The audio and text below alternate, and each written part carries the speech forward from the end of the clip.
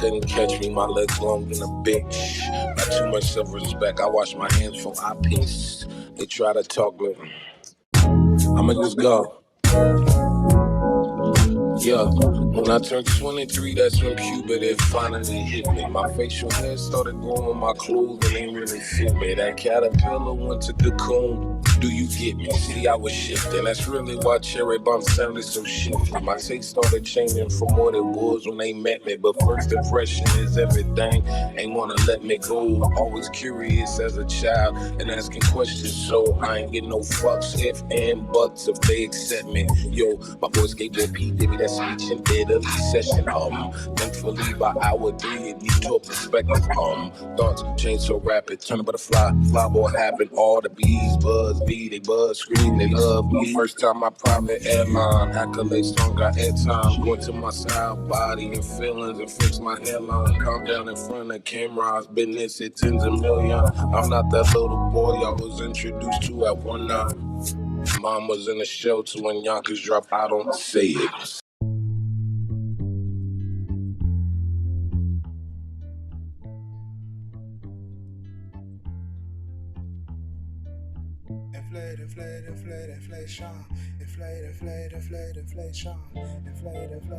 Inflation. I keep my head above water, grammar we end up on it, staying in apartments. I partly paid off a bouncing deposits and a picture for applying paint to the prettiest apartment of vapid passenger scenes. All I know is the rent too high, the gas too high, the sun too hot, the news too tight, and it don't seem right when the Arizona price get hiked. Like the 99 I'm on in this aluminum spine, inflation of crime. Inflation of crime. Inflation.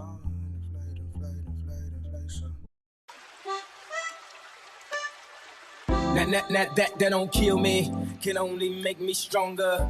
I need you to hurry up now, cause I can't wait much longer. I know I got to be right now, cause I can't get much wronger. Man, I've been waiting all night now, that's how long I've been on ya.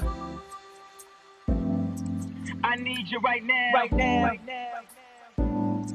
I need you right Let's now. get lost tonight. You could be my black Kate Moss tonight. Play secretary on the boss tonight. And you don't give a fuck what they all say, right? Awesome, the Christian and Christian Dior. Damn, they don't make them like this anymore. I ask, cause I'm not sure. Do anybody make real shit anymore? Bow in the presence of greatness. Cause right now, that has forsaken us.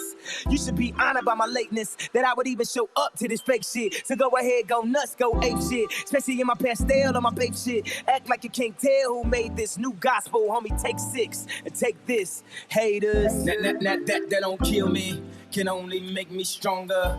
I need you to hurry up now, cause I can't wait much longer. I know I got to be right now, cause I can't get much wronger. Man, I've been waiting all night now, that's how long I've been on ya. I need you right now, now.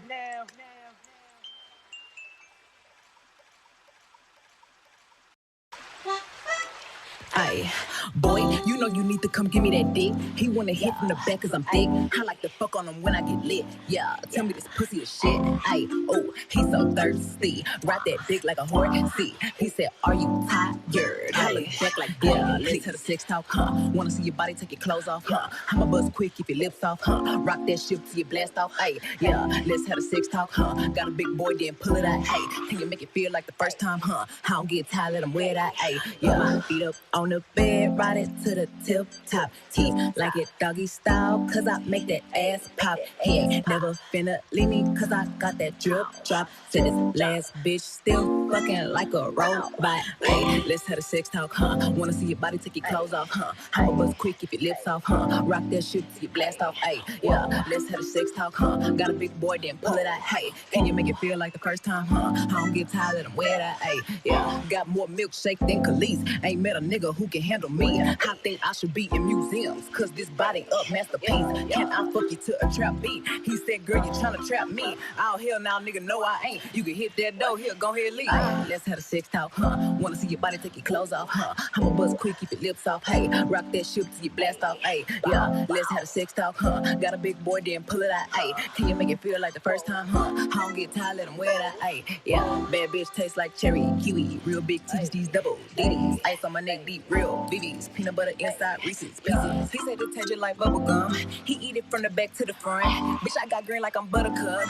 He say I got that little yummy yum. Let's have a sex talk, huh? Wanna see your body take your clothes off, huh? I'ma buzz quick, keep your lips off, huh? Rock that shit till you blast off, hey. Yeah, let's have a sex talk, huh? Got a big boy, then pull it out, hey. Can you make it feel like the first time, huh? I don't get tired, let him wear that, hey. Yeah. Hey, bad bitch taste like cherry. Real big titty, double D's.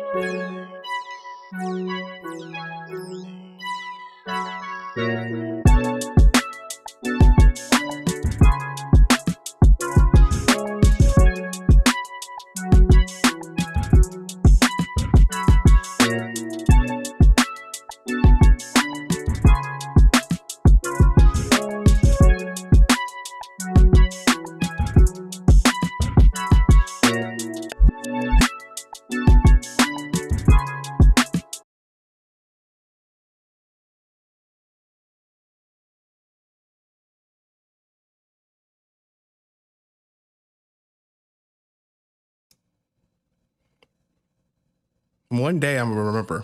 One day I will remember to unmute my fucking mic. Okay, no, it's fine. It's fine. How's everybody? What's good, family? What's good? What's good? Violin, come one, come all. Hold up. I just remembered that I forgot something, but now I forgot what I remembered. Oh yeah.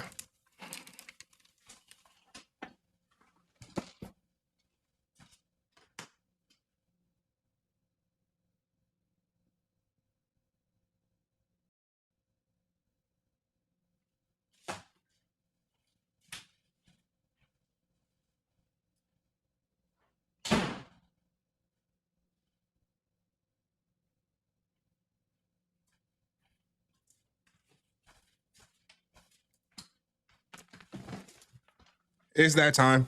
Oh my God. Oh no. Come back. It's that time though. NBA Finals. NBA Finals are here.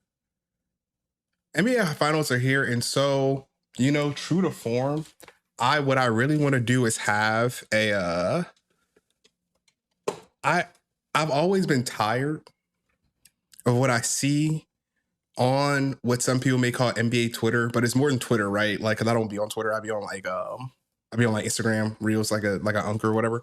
But I've been tired of hearing people that don't know ball or don't care about ball. Like, do y'all know what I'm talking about? Like people that are just that talk about basketball like it's comic book characters that like have no respect for the game, no curiosity about the inner workings of the game. And so at least in my home, in my slice of the internet, I want to gather my community around the magic that does come every June beside Juneteenth and Queer Pride Month. Shout out to them one time. But also the magic of the NBA Finals. Are there like basketball? I still gotta wait for a couple more people to like to file in for real. But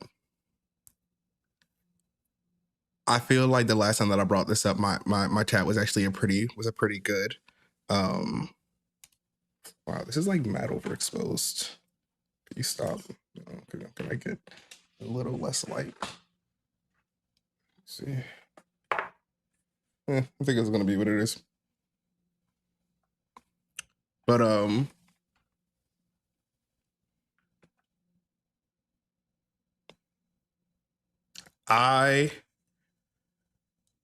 want to use my slice of the internet to talk about some hoops, talk about hoops at a high level. And I've brought on two guests that I feel like can actually really do that for me. And so that's actually them calling right now. So I think I'm gonna let them in. You may know some of them.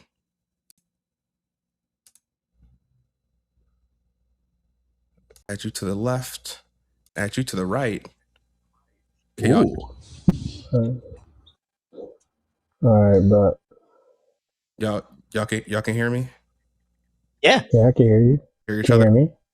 Oh, we're live in living color in Jackson. And Yeah, is my shit lagging? Not on my end. I got a little bit of lag, but y'all might need to close yeah. down. Y'all Maybe I'll y'all. I don't know what potatoes you guys run.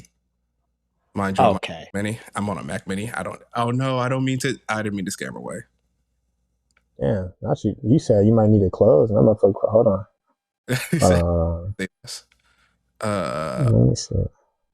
me see something. Black still.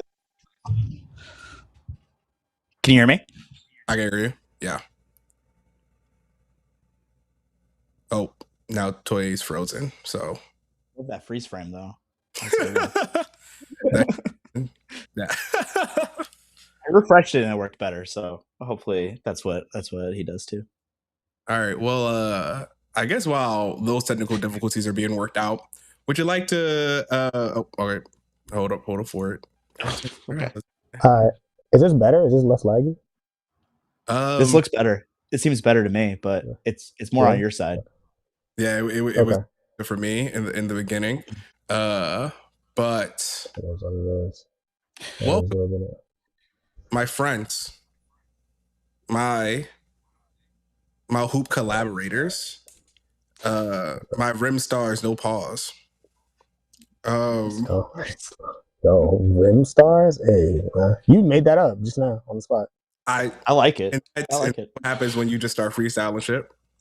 But I brought y'all here today because I truly believe, like, let me see, like, I just turned 30, right? I think I've been a conscious I've been a conscious fan of basketball since I was like 10 years old.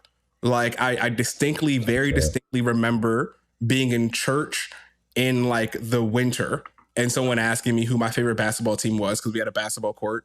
And like, because my dad's actually not a big football as in like soccer fan. And therefore we were otherwise sports agnostic, but we had a basketball court. So I was a basketball person, but I didn't have no team because we didn't watch sport. So they were like, "Who's your favorite team?" And so I just looked at the 30 teams, or I looked at like a list, and the top was B, and I saw they were green, and I love the color green, and so I became a Boston Celtics fan. And then that year, Rajon Rondo, this small, undersized guard out of Kentucky, who reminded me of myself because at the time I thought I was going to be 6'1". Your face, though, yeah, is crazy right now. Just sickening. My love for the game, and yes, your love for the game. Rondo was the first love of the game. I'm a lifelong Celtics fan, but the whole point is that I don't think I've been excited for a series, both like physically for the level of game that's going to be played, but also like I mean physically as in like the physicality is going to be on the. No. Of course. He's physically excited. Yeah, he's physically excited, and it's okay. The New York Knicks fans outside MSG were physically excited. You can see all right. Actually, you're coming in. I think all Rim scholars are physically excited right now. Definitely. So anyway, the whole thing I'm trying to say is that I feel like this upcoming game 1 tomorrow versus the San Antonio Spurs and the New York Knicks is gonna be one for the ages, and so much so that I felt like I wanted to talk about it with people that actually like had opinions and could also back up their claims with evidence, and also use it kind of as a nice little neat time to talk about the NBA in general, because one slightly, I don't want to call it like a tin hat thing that I have about the NBA, but like if you get me drunk or high enough, like eventually I'm going to start talking about how lucky the NBA has always gotten with their star machine, right? Like the whole point of a professional league, eventually you realize like you can't just play a sport. That's why like fucking like pickleball or like even unfortunately ping pong or table tennis, like will never become even though they can be like enjoyable to play individually, they don't produce the type of drama that the 4 main sports can do. And with basketball in particular, it's always been a very star-driven league. We like to say, which like I have my own sort of critiques about that claim. But yes, more than football and baseball that have more members per organization, the NBA has been very lucky to get Bill Russell and then Magic and then Jordan and then Kobe and then LeBron, all very evenly spaced. And for the first time in about 2014, 2015, around when Giannis got drafted, we were actually they're having an existential crisis, because suddenly they were like, hey, LeBron getting old. And this is before we knew he could play till he was 55, right? but we were like, LeBron getting old, right? Like how... I love how long back the LeBron is getting old comments go back. There's that Reddit thread that's like, he's 31 this and he's like... won't go on much longer, and this fuckery has gone on for another decade. No, I was watching a Secret Base video that LeBron James might be the only athlete you could have said anything in 2003 and you would have been right. Like, think about it. Anything they said about LeBron, they would be like, I mean, I guess he ended up doing that. But anyway, this is to say, right? And the NBA is better for it, right? Because without LeBron being the competitor and the leader and the athlete that he is, you don't get to craft a narrative around LeBron's love of basketball and therefore love of the NBA. Right? LeBron does not have an investment in the NBA to make it a bigger global sport. And then y'all would have to do something like actually make some homegrown talent or actually figure out ways to get parity inside the league. But for a second, they almost had to do that. I remember that because it was just the start of the rumbling of like the Stephen A, the first take a vacation of sports news, because like so all of a sudden we were like, dang, it does seem like all y'all do is talk about LeBron, and then after that all y'all do is talk about, well, who's better than LeBron? No one, right? And I was like, yeah, and they were like, yeah, this doesn't work. You can do this with someone new, but y'all got to get someone new. And then Giannis was supposed to be it, y'all, and as a Nigerian, I was for it. Good face, everything, like face of the league type shit. But then he couldn't. But then got a great story too. Exactly. But All-time star. That really didn't work. I think because he was just in a small town team, right?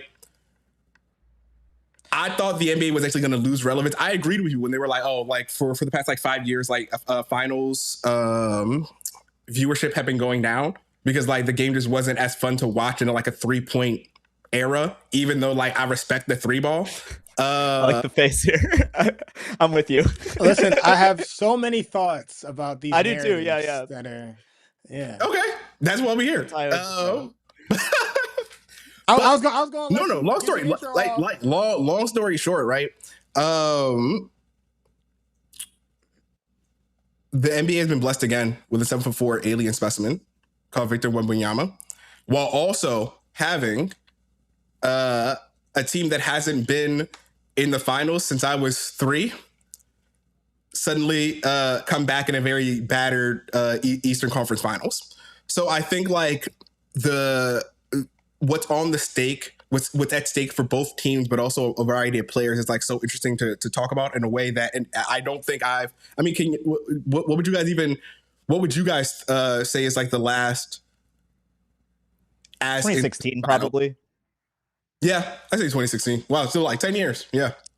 2016 was the rematch between LeBron and the Warriors, that had just beaten him the year before, but Kyrie and Kevin Love had been injured and they won 73 games that year. And everyone was like, can they be beaten? But also they had to come back from 3-1 against the Thunder. So they looked a little vulnerable maybe, but I think that was probably the most hyped. Before that was probably 2010 because it was Lakers Celtics rematch. Yeah, I give you that. I'm trying to think of. No, wow. Yeah, they're really all boring. Bucks boring. Okay, I mean, I've enjoyed all of them. I would say. Well, not all of them, I guess. 2018 Warriors. That's Cavs interesting. Was pretty boring. I can enjoy ball and call it like and understand why a layman fan would not clock it in themselves as being more interesting than like other more obviously like straightforward finals. To me, that's the failure of the First Take stuff and the media stuff you were talking about. Because there's a lot not only that, like I was just gonna say there's a lot that could be done to like educate people about what they're seeing.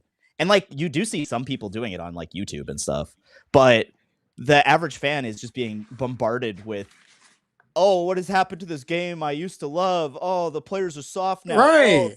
The fouls aren't hard enough. And, everybody rests. And not only that, like the NBA is the only league where the lay fan is the litmus test for whether or not the league is good. Is the lay fan the litmus test for the NFL? Like niggas is obsessed over cover two high safeties. Y'all niggas talking about high fucking safeties. Do I coach in the fucking NFL? But niggas don't even know what 1 floor flat is, but want to tell me the niggas is flopping every game. That's facts. I don't know what the fuck is going on in the NHL. I don't know why the fuck they're pulling the pitcher in the 6th inning, but I'm expected to understand it. But when it comes to NBA, all of a sudden niggas don't know jack fuck. But they're the ones who they don't know what anything. The fuck the narrative is. They don't know anything. But all of a sudden the NBA is a failure because that nigga doesn't like what he's watching. He doesn't know what the fuck he's saying. And it just so happens to be the blackest league that has to deal with this bullshit. Sorry, I'm working. All right, let's take a time out. Let's take. Listen, bro. No, you're right. Don't get me. No. I want to make sure. I want to make sure you have all the room you need. So one, welcome to Color Commentary, where we. You see that? You see that? When it comes to this shit, bro. I got. Y'all can see I got with me 2 fantastic guests. I want you guys to introduce yourself. Do name, fame, favorite team. Fame as in like just say what do you say you do? Just give yourself a little lower third. And I will start with you, Jackson. Me. My name's Jackson. I run a YouTube channel called Skip Intro. I do TV analysis and how it intersects with politics and society and stuff. A lot of that has been about how cop shows tell you that the cops are good and they're not.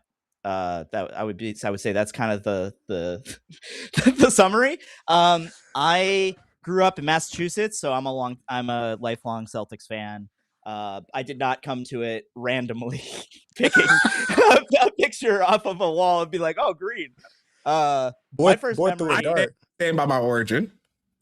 I mean, my like first memory was the that I can like really remember was like, well, I remember 2001 because Iverson was cool.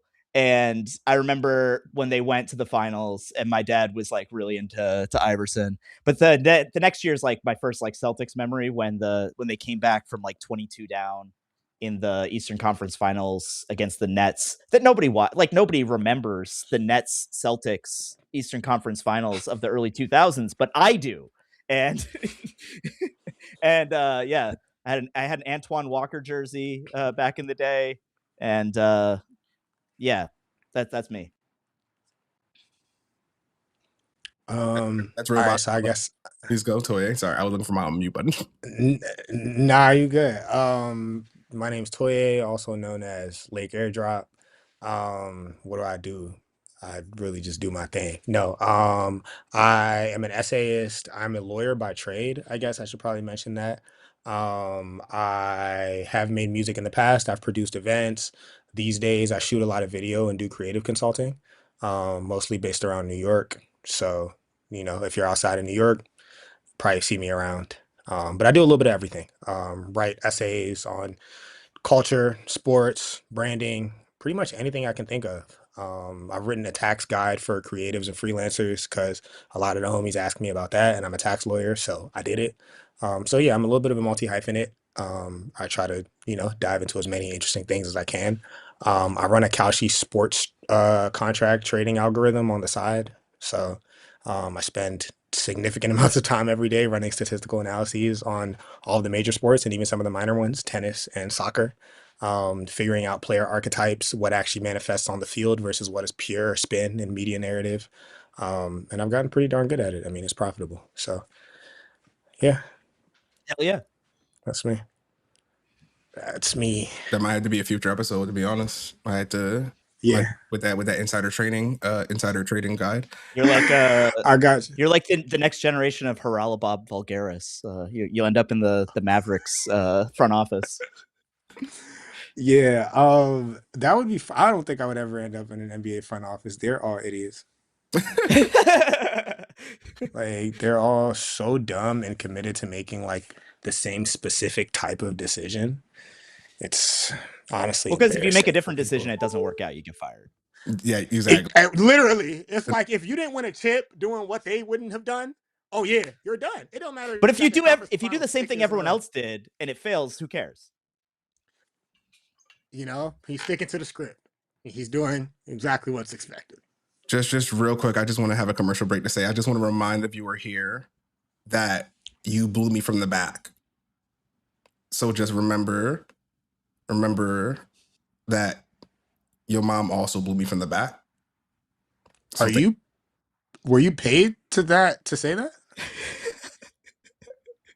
There's a Kalshi bet for if he was going to mention that on the stream. Okay, that makes a lot of sense. I'm trying to figure out why he said that. Like, nah, okay. I think he was responding to a comment. Yeah. Wait, can y'all not see when I put? I can see it. I just didn't understand why you said it. Got it. Shout out Babilla, friend of the channel, but also Supreme Hater. Also shout out Michael Burns, friends of the channel. Did Katie miss out? I saw your correction. By generational peers with LeBron. I mean, like, in what way? If I'm actually taking your question seriously, you mean like in a Charles Barkley, like MJ kind of way, where like if they existed in slightly different time periods, they could both get rings? What if they'd just been closer friends? I think that's what this question is. What if KD and Bron? Yeah. I mean, I think KD and Bron get along really well. I do too. Yeah. They both love taking money from Israel. So. Slow down. Are we going to talk about my boy KD? Are we going to talk about how the Celtics blew the 3-1 lead? Because that was the comment. Oh, 100%. Let's talk about it. I mean, do we want to talk about the Thunder and like what, and maybe another team that's like outside of Kentucky? Yeah, maybe let's not talk about a team that was eliminated in the first round if we're talking about the finals. I'll accept that. because to be honest, it's a disgrace, and I kind of don't want to give it any more air. But we got barbershop talk at towards the end, so we can actually definitely analyze that. So first thing I do. Speaking of the Thunder, because that is the last round that just happened. I do want to do a really quick requiem for OKC. Like one thing that I do have to say is that SGA, you're an amazing player, right? More importantly, Alex Caruso, you're an amazing player. I think I just have a thing for dang, yeah, you're right. Shaved headed white men who just like know their role off the bench. That's what I'm here for. Listen. I think I guess not even what do y'all think happened? I think asking if you want to answer that, you could answer that. Like, what happened to OKC kind of sounds like a redundant question. I mean, like, ultimately injuries, but also how do you game plan against something that we've all just seen for the first time? So maybe the better question or more interesting question is, if you're OKC, what are you planning to do next season, or what do you think your next headspace your next headspace is? What would I do, or what do I think they're gonna do? What do you? I actually think it's the same answer. GM, so play analyst and GM. I think they should just run it back to be as much as they can, because I mean, J-Dub is like their second best player, and like huge part of what makes them like their lineups flexible. I'm sure they would have spent time with J-Dub on Wemby. Like they were trying to guard him with wings and smalls in the first game, which didn't work out, but J-Dub is like way bigger than them. And I mean, then it doesn't. No, go ahead. You go. Oh, I was just gonna say, I mean, you're right. The team as constructed can beat this Spurs team. J-Dub was injured. Like, you know what I mean? Like, it doesn't have to be a whole like long ass requiem. J-Dub was injured. And AJ Mitchell team that they're playing. And AJ Mitchell was injured. That's a very different roster than the roster they probably intended to go to the finals with. It's a different roster than they won the finals with last year. Also, Chet needs to hit the weight room. Let's just keep it a being. Like, Wemby is bullying him. Shoot threes. Shoot threes, but also hit the weight room. The therapist chair. Or hit the. I'm also stealing this from some place that I saw that was like, yo, you need to. If you can't train with the monks, you gotta train with like the Icemen or like the Swedes. This idea of like, oh, Chet is soft or whoop. What's the call is better than him, so he has to get stronger. Like it's not like you're dealing with somebody like who used to give KD problems in the playoffs. Kawhi was one of the few people that gave KD problems in the playoffs because he can bang with him. KD is so lanky that it's like you're not going to be able to like get over him, right? So you need to be able to put a body on him and make every action that he does uncomfortable. And until the Thunder have somebody that could do that, and there's very few bigs, it's maybe like Gobert, right? Because Gobert gave Wemby problems. So unless they're going to trade Chet and another piece and Lou Dort or whatever for Gobert, which isn't going to happen, right? Like, unless you're going to get J-Dub off the roster, keep Chet, and then bring Gobert in, like, you need a guy that's going to make life uncomfortable for Wemby. And there are very few of those guys in the league.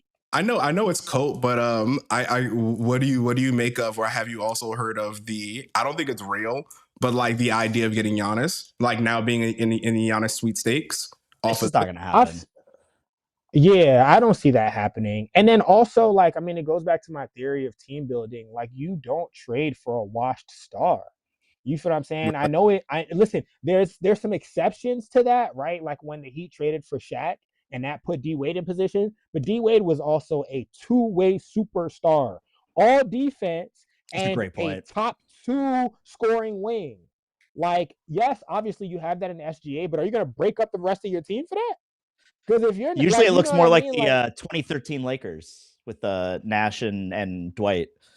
That's what happens. That's the Shaq shit was the exception, not the rule. The rule is when you try to trade for a guy who he's been injured constantly. Right? Look at the Mavs. The Mavs got all the way to the finals, and then they say, "Oh, we're gonna blow it all up and trade for a big." That's the 2-way. And it's not to say that Giannis isn't an excellent player, but the reality is his play style is physically demanding. And he has continued to get injured in the past 4 years.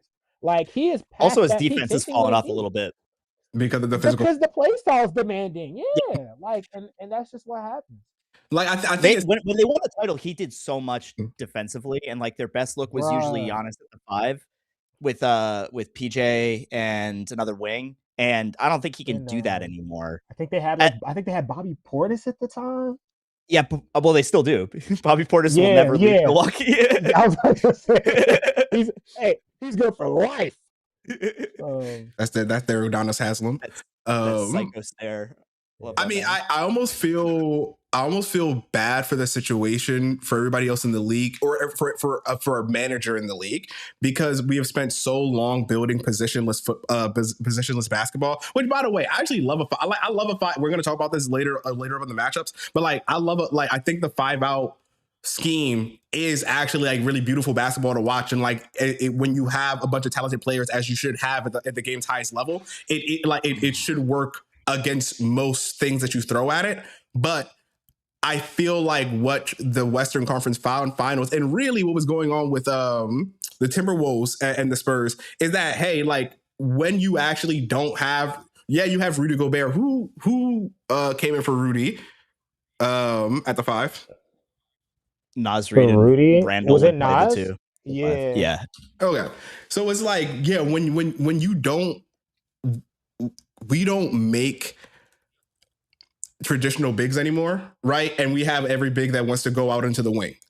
And so that post is wide open. And before it was okay because if every big was like that, then like, okay, Rudy Gobert might get, a little 20-10, but now you have somebody that takes up so much space that you can't sag off one because he'll shoot, but you can't, The thing that mobility, and nobody has the mobility and strength. I'm thinking about this with Giannis, right? Where I'm like, the truth is, to Giannis' physical play style, we don't even make that play style anymore. But I do think that play style in a younger body is. Well, the one thing that I would like counterpoint on like the positionless basketball is it was never really positionless. It's high agency basketball. And the reason I say that is that like it went from every guy was expected to do the one thing that they came in to do, and the point guard was the brain of the court, and everybody else just moved around like his direction. So you have your Jason Kidds, you have your Steve Nashes, you even have your Jamal Tinsleys, you have your Eric Snows. Like he tells everybody else where to be. It stopped being about that, and it started being Andre about Miller. everybody else. Exactly, Andre Millers, exactly, and those guys were excellent, right? Those guys raised the floor and at times the ceiling of teams because everybody else was expected to just do the thing that was expected of them. So a traditional big was a non-superstar big who played their role well, because the superstar bigs were still high agency players. Your David Robinsons, your Hakeem Olajuwons, your Shaqs, your Charles Barkleys, those guys could pass well, they could move well, they play defense, they could hit a mid-range jumper. Like there's never been a time where bigs weren't highly skilled, right? Even like, all the way dating back to Wilt Chamberlain, he was hitting his his shots from, far out. What's it called? Kareem was hitting the skyhook from mid-range. Which right? nobody else has figured out how to do. Nobody's been able to. They all go get coached by him, and it don't matter.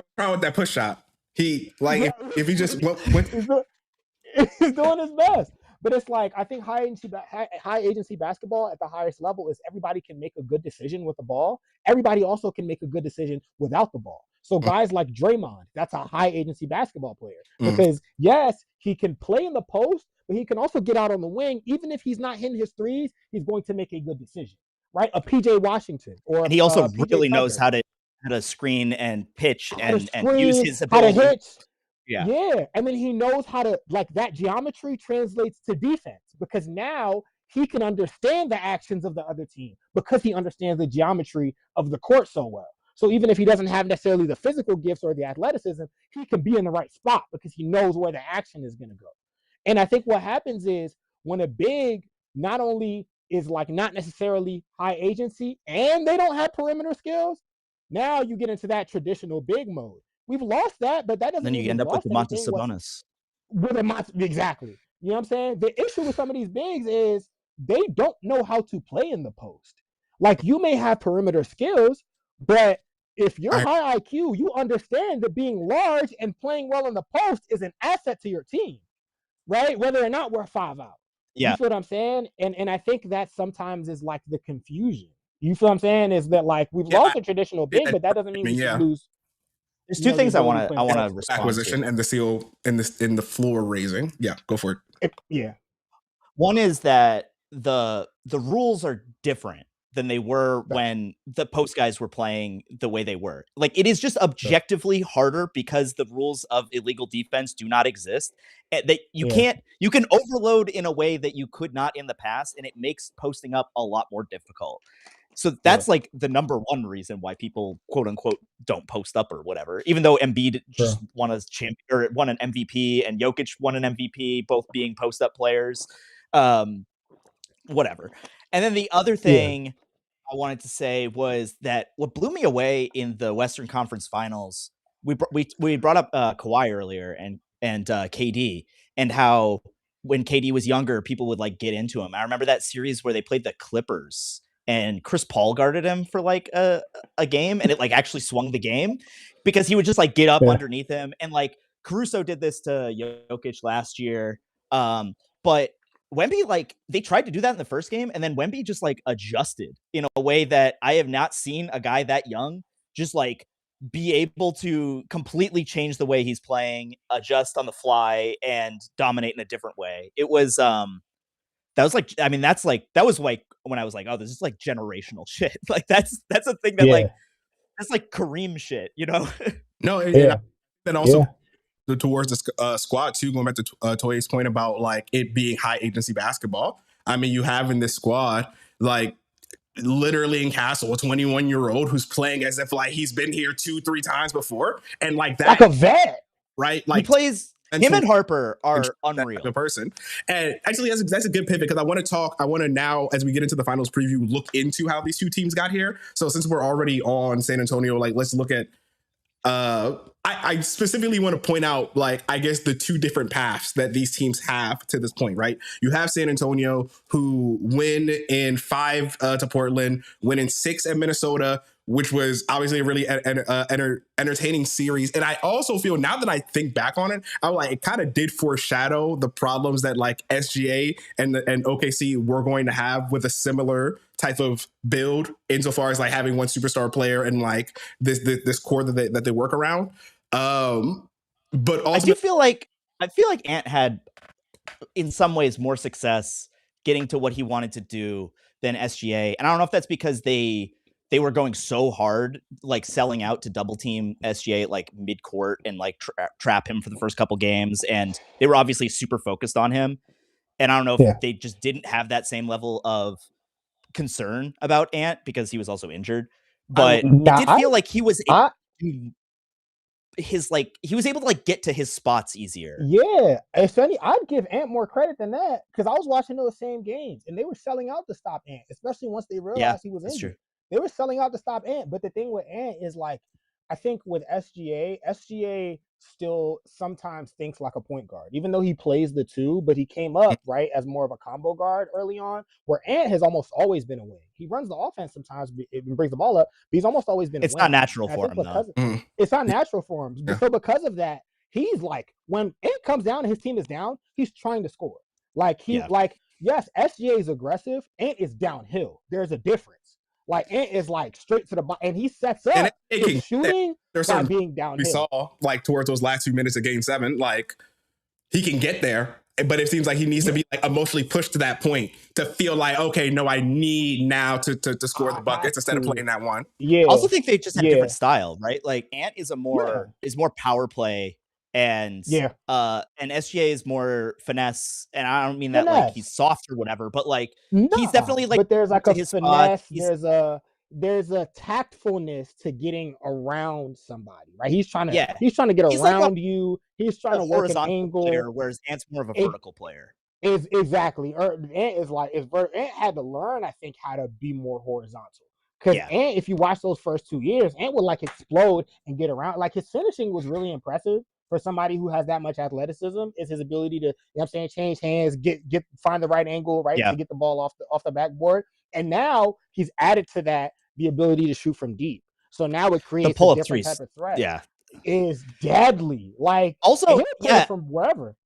And SGA did not. He like added the pull-up three this year, but I didn't feel like it was much of a weapon in that series against the Spurs at all. Even though, like, It wasn't a threat. theoretically, that's like what we'll talk about this when we get there. But that's theoretically like what the Knicks are going to have to do to win this series, in my opinion. Is like Brunson's going to have to put Wemby in pick and roll and just hit pull-up threes and pull-up mid-range shots. Yeah. Sorry, I jumped ahead. No, you didn't. But to really to more I guess to get a little back on that point, you basically have in San Antonio this because of giving that credit to Ant, that game or that series goes 6 games. They win on the conference finals game 7 on the road. And so you have this very arduous path to the finals. They've had about 4 days of rest since the last game. We then go to the Eastern Conference and look at what the Knicks have done, right? And, we start off in Atlanta 4-2. To be honest, I did not even watch that series because they were down 2-1. They were down 2-1 to Atlanta. Yeah. They lost 2 and never looked back. And everyone was like, "Oh my God, the Knicks they're never gonna get out of this round. They're gonna get upset by the Hawks." And now it's like the Knicks are never gonna lose again. They did. I was gonna say they damn near. I don't think they've lost since, right? They haven't. No, they have not lost since. They're 8-0, swept Philadelphia. They had that like 50-point win in Philadelphia game sweep 6 is the thing against that the makes Hawks. me they sweep the Sixers. That makes me the most mad because we know that wasn't supposed to happen. That was a glitch in the matrix. Like and like they got. I was so mad too. They got a free. They got a free round 2 of being in Philly. I'm not even saying like we didn't sell that game, but like you could tell by the time. Oh, because it was supposed to be against the Celtics. Well, and also like the Sixers that played the Celtics were not the same Sixers team that played the Knicks. That's a better. Embiid was Big brother. like he broke down like he always does, and that's not surprising. But like also it happened then as opposed to a couple games earlier when the Celtics could have won, and we're both Celtics fans. Hey man, as much as I'm saying the Celtics propaganda is being pushed here, and I like the Celtics as a team. Y'all weren't even supposed to be this good this year. I agree. Like let's just like Tatum came back early. Like that's not even full Tatum. Like not I'm saying defend the Celtics. Like that's not really the Tatum we know and love. That was still like 85% Tatum. I know niggas is like going at the Celtics right now, like, oh my God, y'all lost the Sixers. The nigga came back from an Achilles 6 months, damn near after or whatever, 8 months. It was insane. I could not believe that happened. Hey, I don't think Halliburton is looking at him like, what the fuck am I supposed to do? You know why he's not? Because I know Halliburton, just like the rest of us, knows right now, like during that time, Tatum was texting Kobe on the ghost phone the entire time. And you got to remember that, like, they're not the same. Because my take right now is like, I don't even like hindsight is 2020, but this was my first thought when I heard Tatum was coming back. I was like, one, too soon, right? I felt it was too soon, especially because like Jalen was having such a good season. And I honestly felt, even though I didn't think they were going to win the ring, even though I didn't think they were going to win the ring, I thought it would have been better for Jaylen Brown to have his like ego season, his like run up the stats season. He was the Finals MVP last year or 2 years ago. I'm not saying that he deserves. I don't understand this. What I'm more so saying is like they should have just let JB run that team. They should have just let him stay running the team, right? Because now we're gonna run into a fucking Kyrie LeBron situation again, but like worse because like they're closer. Even though I know they're friends, I do think now we do start getting into the conversation of too many cooks in the kitchen. We are getting off of our subject though, because I do want to talk about the actual good. The last thing I would say about that is, and I'm a really big fan of Kyrie, so this is not to disrespect Kyrie, but Kyrie's already admitted he made a bad decision in doing that, so I can say it. Jaylen Brown can sometimes be an irrational actor despite his professed intelligence. So them running into a Kyrie and LeBron situation would strictly be about Jaylen Brown's ego and irrationality, not because there are too many cooks in the kitchen, because one nigga thinks he's supposed to be the master chef instead of a collaborator. Sorry.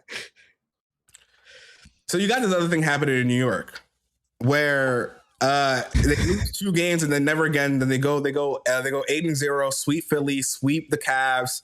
I feel like their point differentials like plus 800 too. Right, like those Cav games were hard to watch. I imagine for the like 200, the 50,000 Cav fans exist in the nation. Like that. Cavs didn't even show up.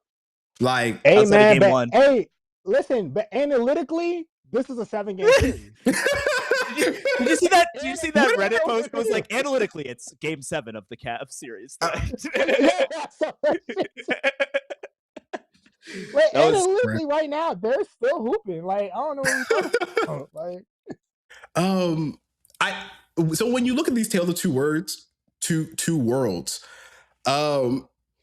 given that the Knicks have had the admittedly easier schedule, I guess I'm wondering, like, in your own like sort of finals philosophy, who do you think is actually more primed to have the better series? San Antonio coming off of like beating objectively better teams throughout their entire run, or the Knicks being more than 10 days rested before game one. And like, regardless of like the quality of the teams, like if you watch the games, you can tell they are operating at a very high level that makes them like, it's not a given who's going to like that the Western Conference team, whether it's going to be the Thunder or the Spurs, was going to have a cakewalk in the finals. so we tell you this time, yeah. You go first. So the only thing I would say about this series is not the only thing. I think both teams have a similarity that I think doesn't get talked about enough, which is I think they both have like a crazy engine. Like those motherfuckers, both teams play like they don't get tired. Like one thing that's interesting about the Spurs is a lot of like young teams will get discouraged when like, let's say they go down a game or like a star player goes down, whether it's Fox or Wemby. And this Spurs teams, even when they lose, these guys play after play, they execute. Like they may not necessarily, like when they lose a Fox or Wemby, there's a clear talent disparity, but the effort and execution doesn't go away, right? These guys aren't going down 30 points because they've lost their star. Like they're in the games. Like I remember when Wemby got suspended like for young throwing team mistakes. Like yeah, they don't exactly. They're not turning the ball over. You know, they're not like they're not turning the ball over a ton. By the way, as a very on defense with the league's youngest or second youngest coach, by the way. Like this whole team from head to toe is young. Mitch Johnson. Mitch Johnson. He's been awesome these playoffs. Bro, he's been so elite. He's been so good at keeping his team just level and like in this shit. So the thing that I really like about that team is that like they have the energy of a young team, right? Like they'll get at you. They'll go on these crazy runs, but they don't have that thing of a young team where they get discouraged or get careless. At least not that I've seen in the games that I've watched, right? So that's the nice thing about the Spurs team. The similar thing about the Knicks, they're a little bit of a different makeup, but they have an engine. Like these motherfuckers will go up 15 and they playing like it's a close game. They're still down to guy number 14. These motherfuckers are still hooping like we're just 8-point game in the third quarter. Where do you think that comes from? Do you think that comes from just that tips room, or I'm gonna say, do you think that the coach is not? Because usually, like the coach is supposed to tell you, all right, y'all can let off the gas. But it's the ghost of Tibbs. So I think it's a ghost of Tibbs. I think it's also when I think about the guys that this team like is composed of, right? Josh Hart is like a is a Caruso. Who's a Derek White, that type of motherfucker. Undersized. No, he's a high effort. Played I didn't know he technically was listed like as the forward in the lineup, and that he was like 6'4". He's 6'4". Josh Hart was one of.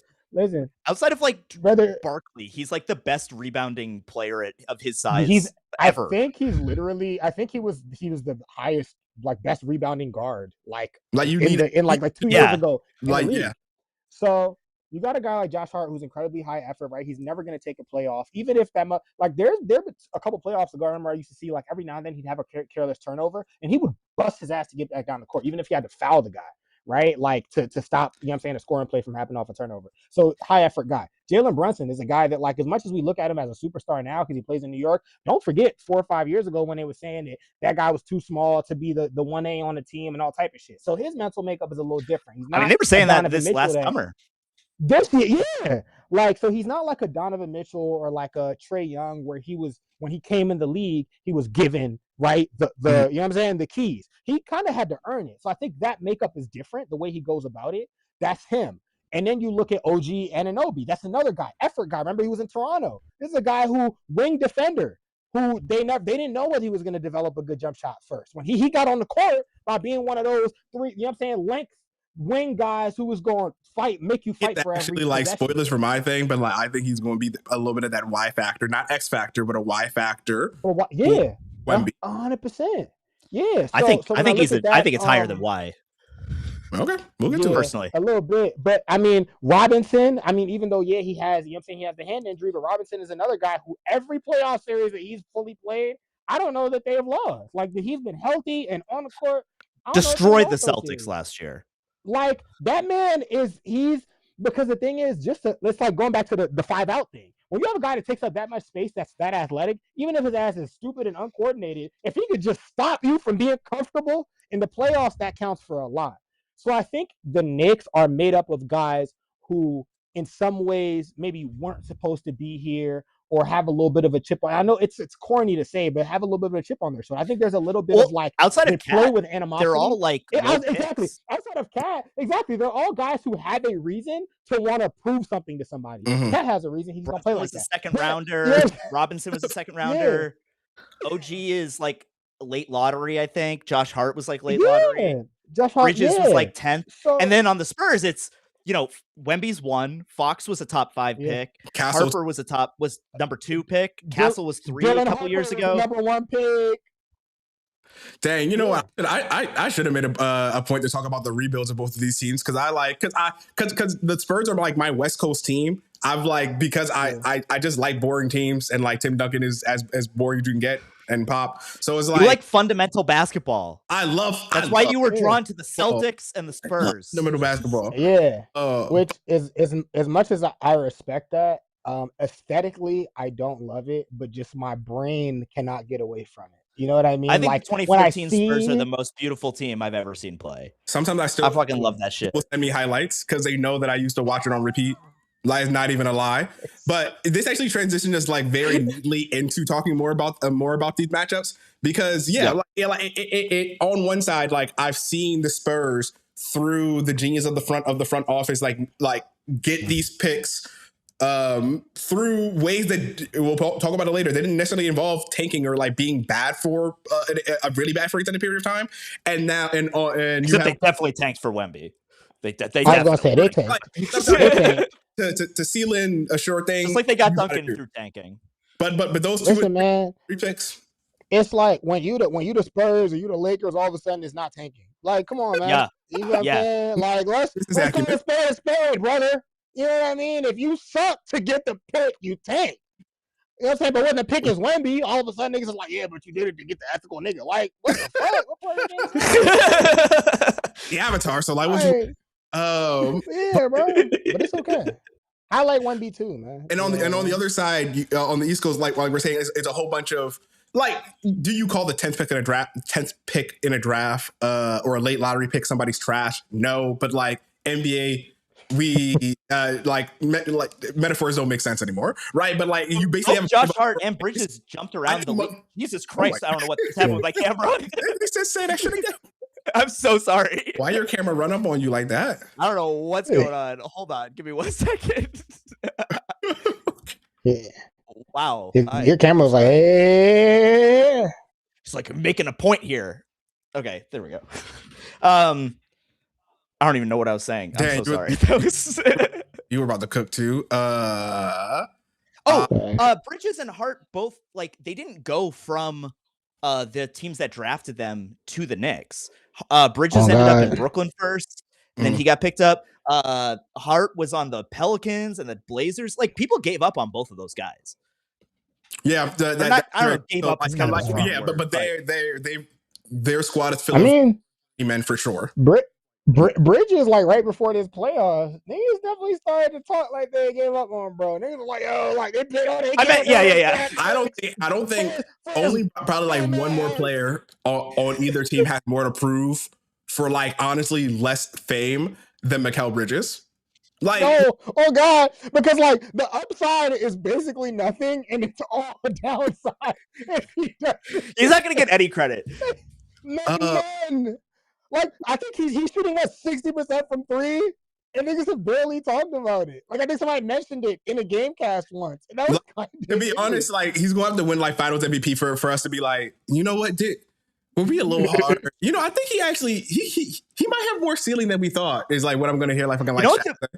You know, the moment when I felt like I was too hard on Mikal Bridges was when he, in back-to-back games last year, fucking stripped the Celtics at games 1 and 2, basically single-handedly. And I was like, oh well, I guess he's actually pretty Maybe good. he can. I guess I should just. You were like, okay, I guess, but begrudgingly. It's funny because in my notes I actually didn't think about what particular matchup like I was looking for with Bridges, but I am wondering what matchups are you guys watching for? Like let's just talk about literally game 1 happening tomorrow. What matchups are you guys going to be focusing in, especially ones that you think might like set the tone for the series? I'll go. I get to go first? Hell yeah. I think the two things that I'm interested in are, one, who do Wemby and Cat guard? Do they guard each other? Do they sit back? Are they trying to, for the Spurs, they got to think about, obviously the Brunson Cat pick and roll, pick and pop is not something you really want Wemby in, because you don't want him out on the perimeter. You want him at the rim. So does he start on like OG? Does he start on Josh Hart? Who knows?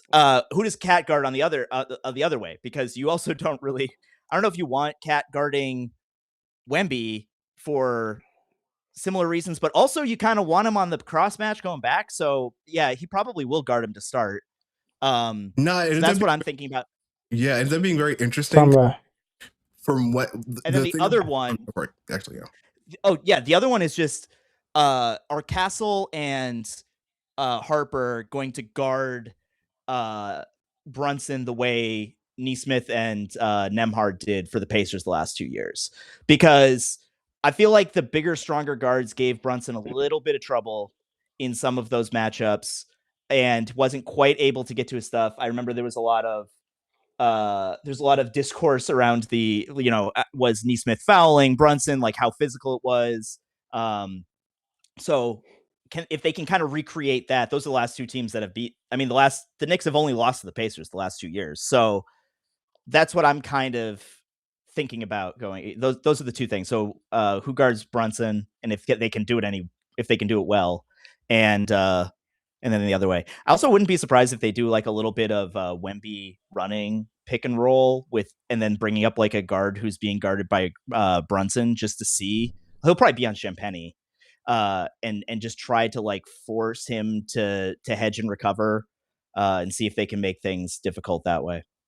No, yeah, that would be interesting. I was also thinking about the Cat Wemby like matchup, because it is, especially with the lessons learned from last series, is like it has definitely now been internalized that Wemby's main advantage is really more mental than anything that you can put physically on or write down on the stat sheet. Like he changes the way that people attack the U-turns, yeah, right. Like it's like even people that are downhill guards suddenly like are going 100 miles per hour and then stop halfway into the paint. Quick. I need someone to put together a supercut of all of Cason Wallace's drives that he just turned around and was like, yeah, never mind. Let's try something else. I'm gonna love myself today. But what is interesting is that Cat on the other side, at least for Wemby, just defensively, like he can shoot that three, right? So it's not gonna be as easy as the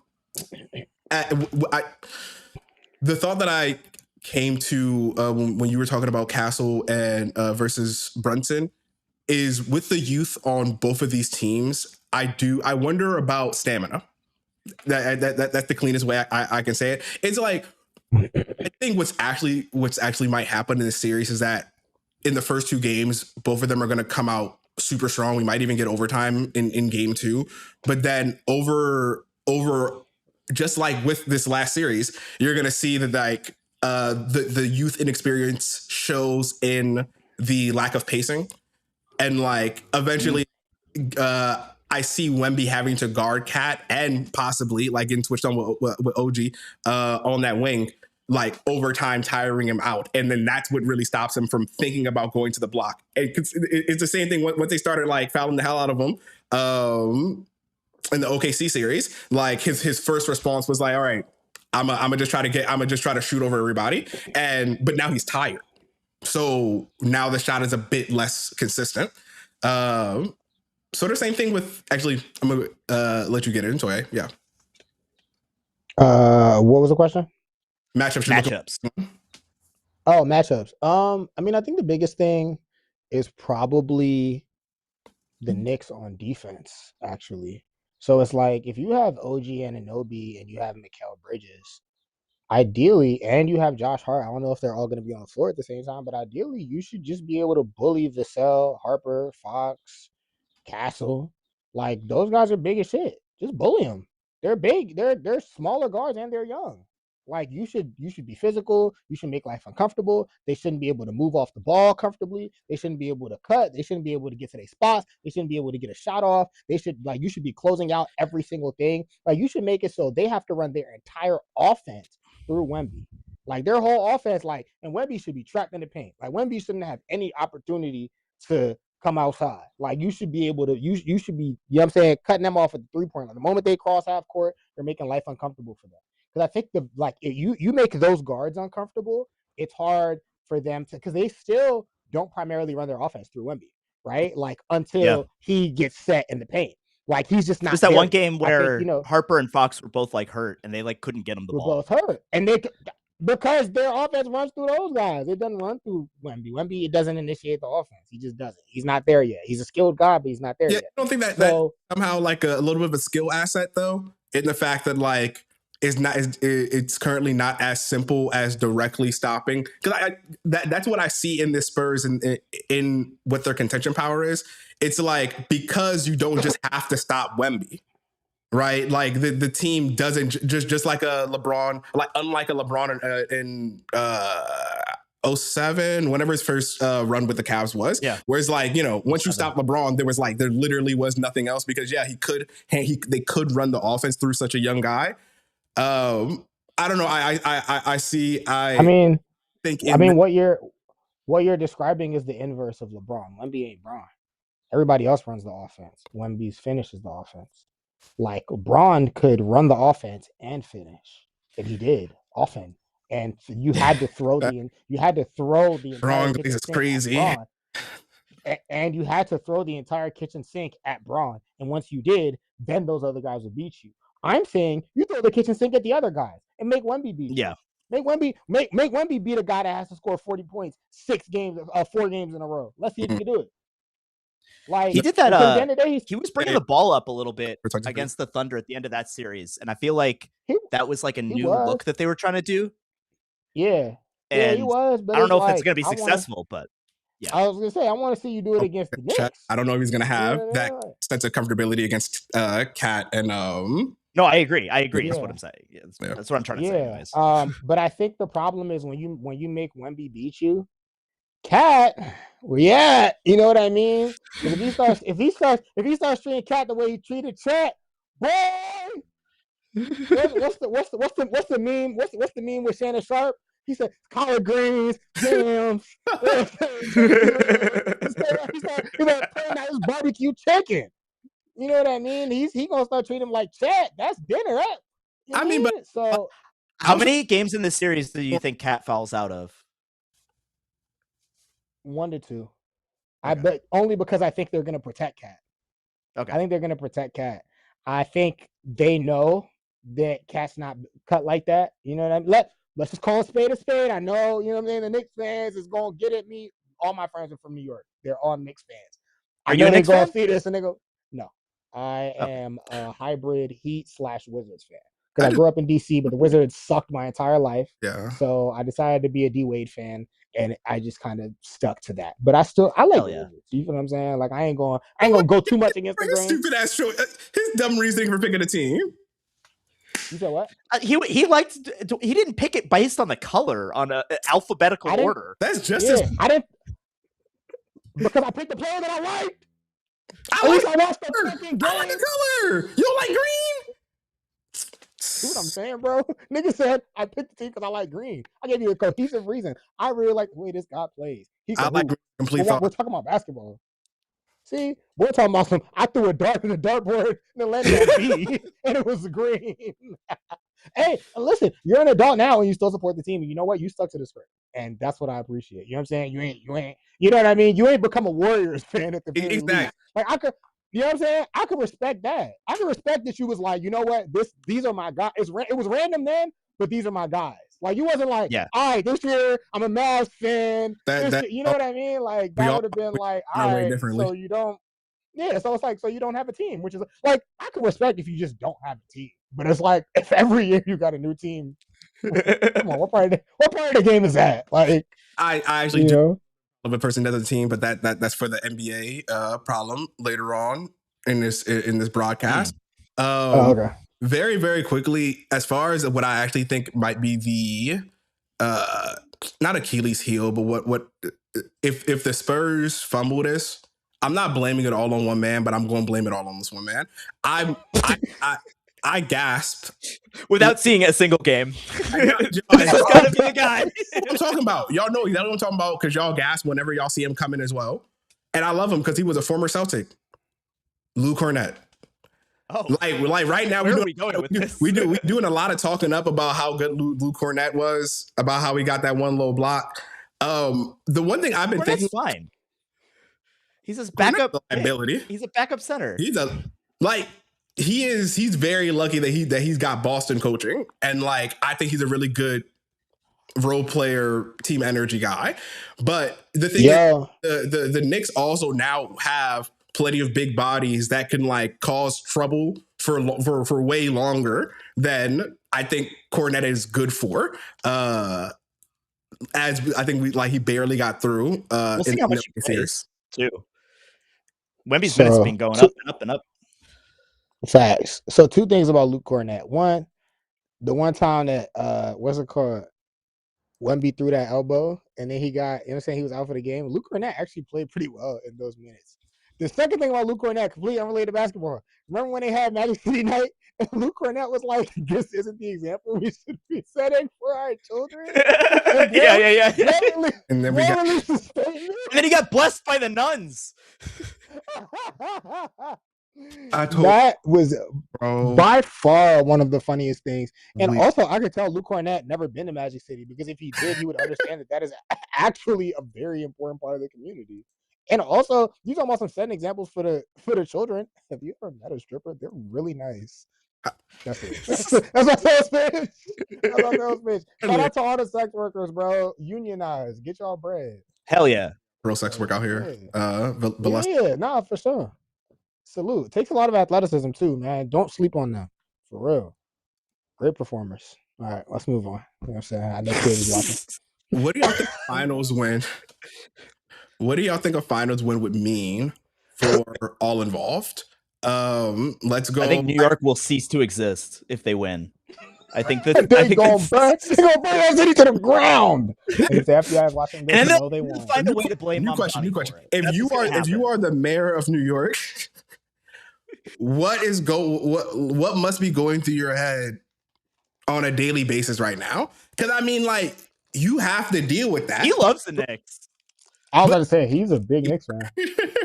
He was did you see him he was like in the upper bowl for one of the playoff games. No, I gonna go, but I forgot.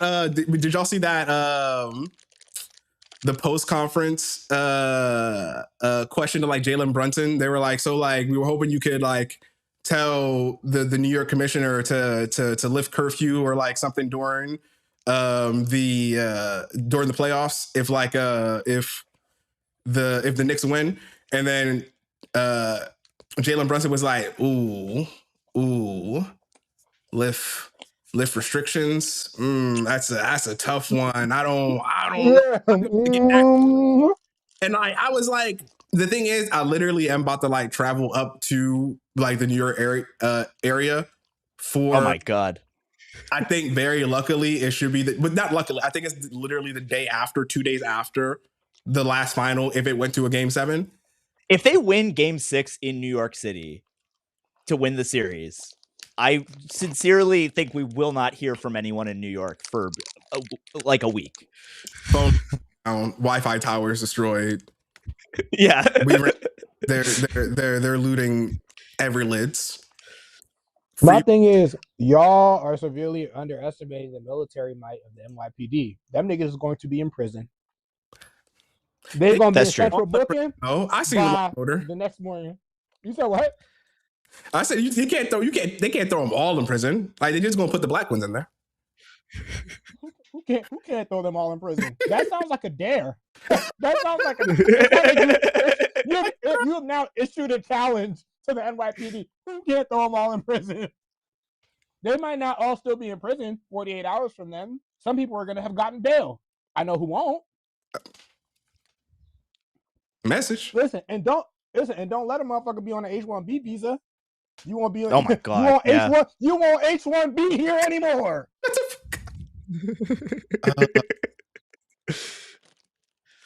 On the other side, like I guess anybody know anybody actually from San Antonio? I know Babilla is actually like lives in Austin, but I wonder like because it's been a while, right? 2014 has been a while. My partner's from Austin, yeah.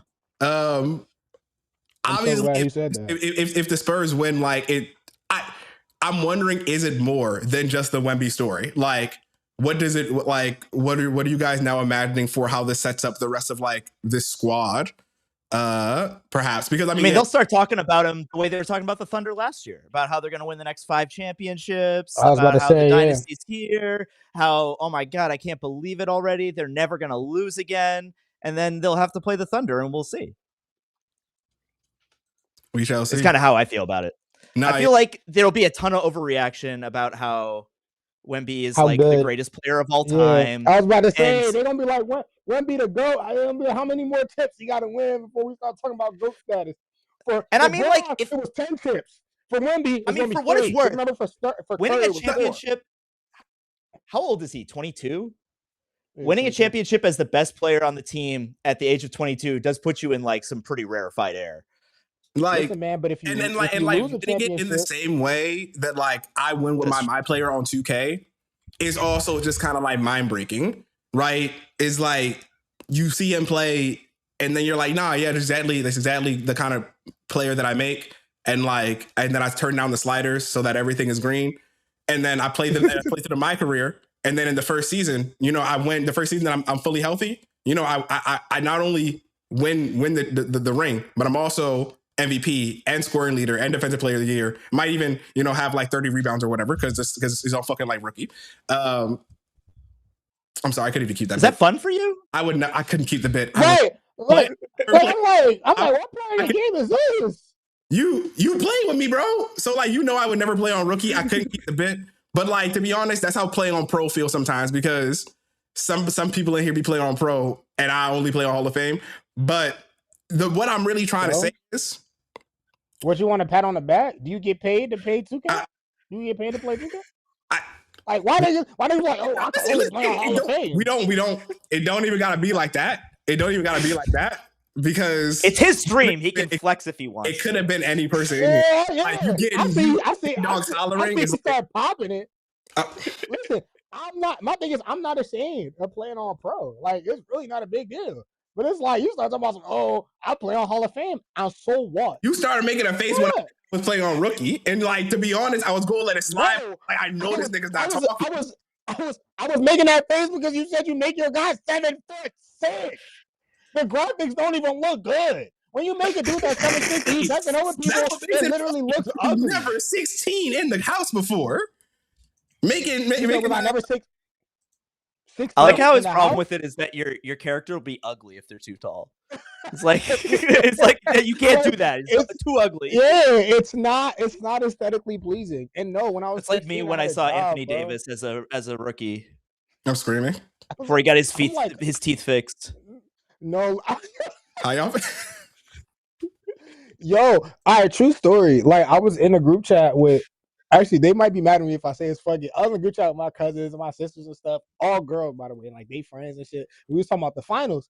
And, like, bro, 2 of the girls in the chat was like, yeah, I want Shea to win because he looked good. I just go with the team that looked better. And the Thunder is the better looking team. Listen. What? Some of these people on NBA Twitter, low-key, look like they think the same thing. Listen, man, when people was on NBA TikTok talking about this player got so much aura, I said, wait. I said, wait. But at the same time, hold on. But at the same time, I don't want to attack Gen Z too much because how the fuck was niggas talking about AI when we was kids? How was niggas talking about AI? They was talking about AI like they had a crush on AI.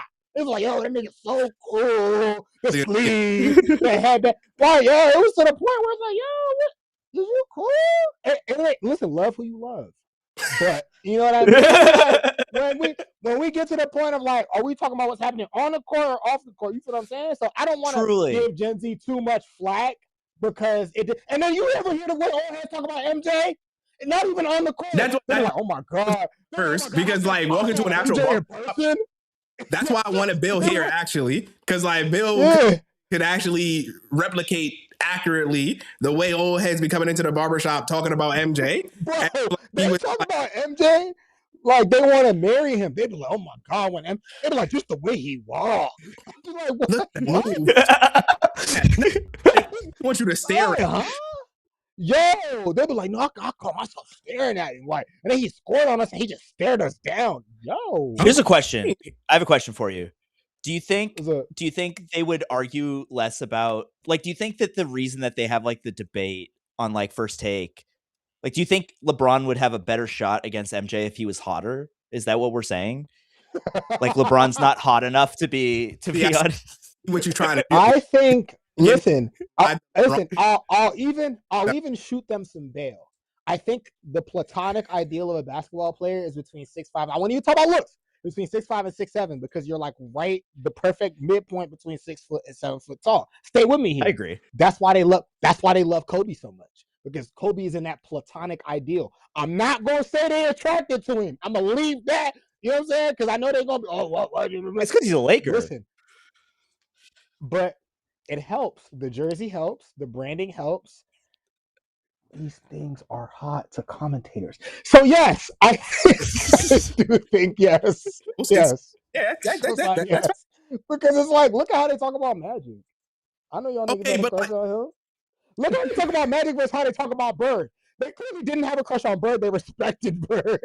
Yes. They had on Magic. Now we getting into a whole different intersection of that, but it does remind me of because like now that I think about why they took so long to come out on Curry too. Like because he looks so much like a baby. Also, one more person, David Robinson versus Hakeem Olajuwon. Look how they talk about David Robinson. Look how they talk about Hakeem Olajuwon. Yes, Olajuwon was probably the better player. David Robinson, oh my god, he's big, he's strong, he's a monster. Hey, you getting a little worked up there, right? You get a little worked up. Like he could just. The way he walked in was just like an Adonis. Just like an Adonis. I'm like, yo, hey, this is, I've never seen a more muscular man. No, they get, you know what I mean? They get the way they used to talk about Giannis.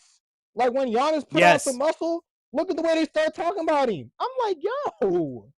I was like, y'all having real big, do I want to be him or do I want to be with him energy? And I need y'all to not. No, honestly. And my thing is, I almost can appreciate like sometimes when I watch like women commentators, especially on TikTok, because they're just honest about it. Like they're like, no, it's hot. And then they go into the analysis. And now it's like I don't have to wonder. You know what I mean? They take away like, okay, you're attracted to me, cool. And then they get into the analysis. Now I could, you know what I'm saying? You watch some of these guys, the older dudes, and it's like, yo, just let us know what it is so we know where your head is at. Because you got me in this weird place where you know what I'm saying? You're creating all this tension. I have no idea how to get us back on track. We are talking. Well, who's your pick for the series? About the matchup, I think. Closeted NBA haters. You didn't. Listen, you know they're out there. Like you didn't. I don't think you told us how you felt about the matchup, though. Well, what's the word?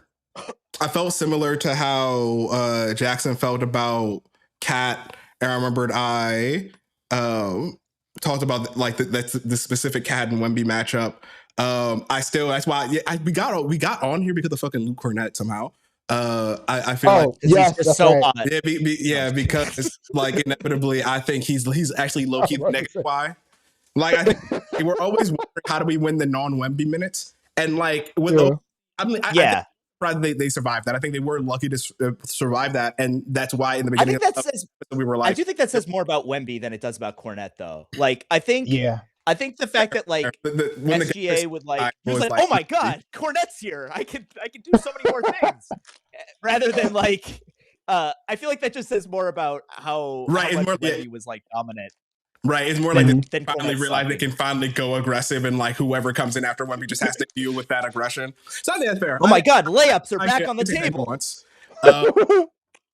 Let me see what else I did have. I think I'm just really excited to see. Is it? They're both bouncy. Which one? Wait, but it's Castle, the one that is it Castle or Vassal? The one that is the spring year guard. It was Castle, right? Yeah, but I say Castle was the one who dunked all over. Castle's the one to be. I gotta say, Castle's the one to be dunking on people. Like, I don't want to say in any other way except in that one hyper specific aspect, but it is impossible not to look at him and get like 2010 Derrick Rose chills. Like seeing that man. I thought you were gonna say Russell Westbrook because he got that like attitude to him.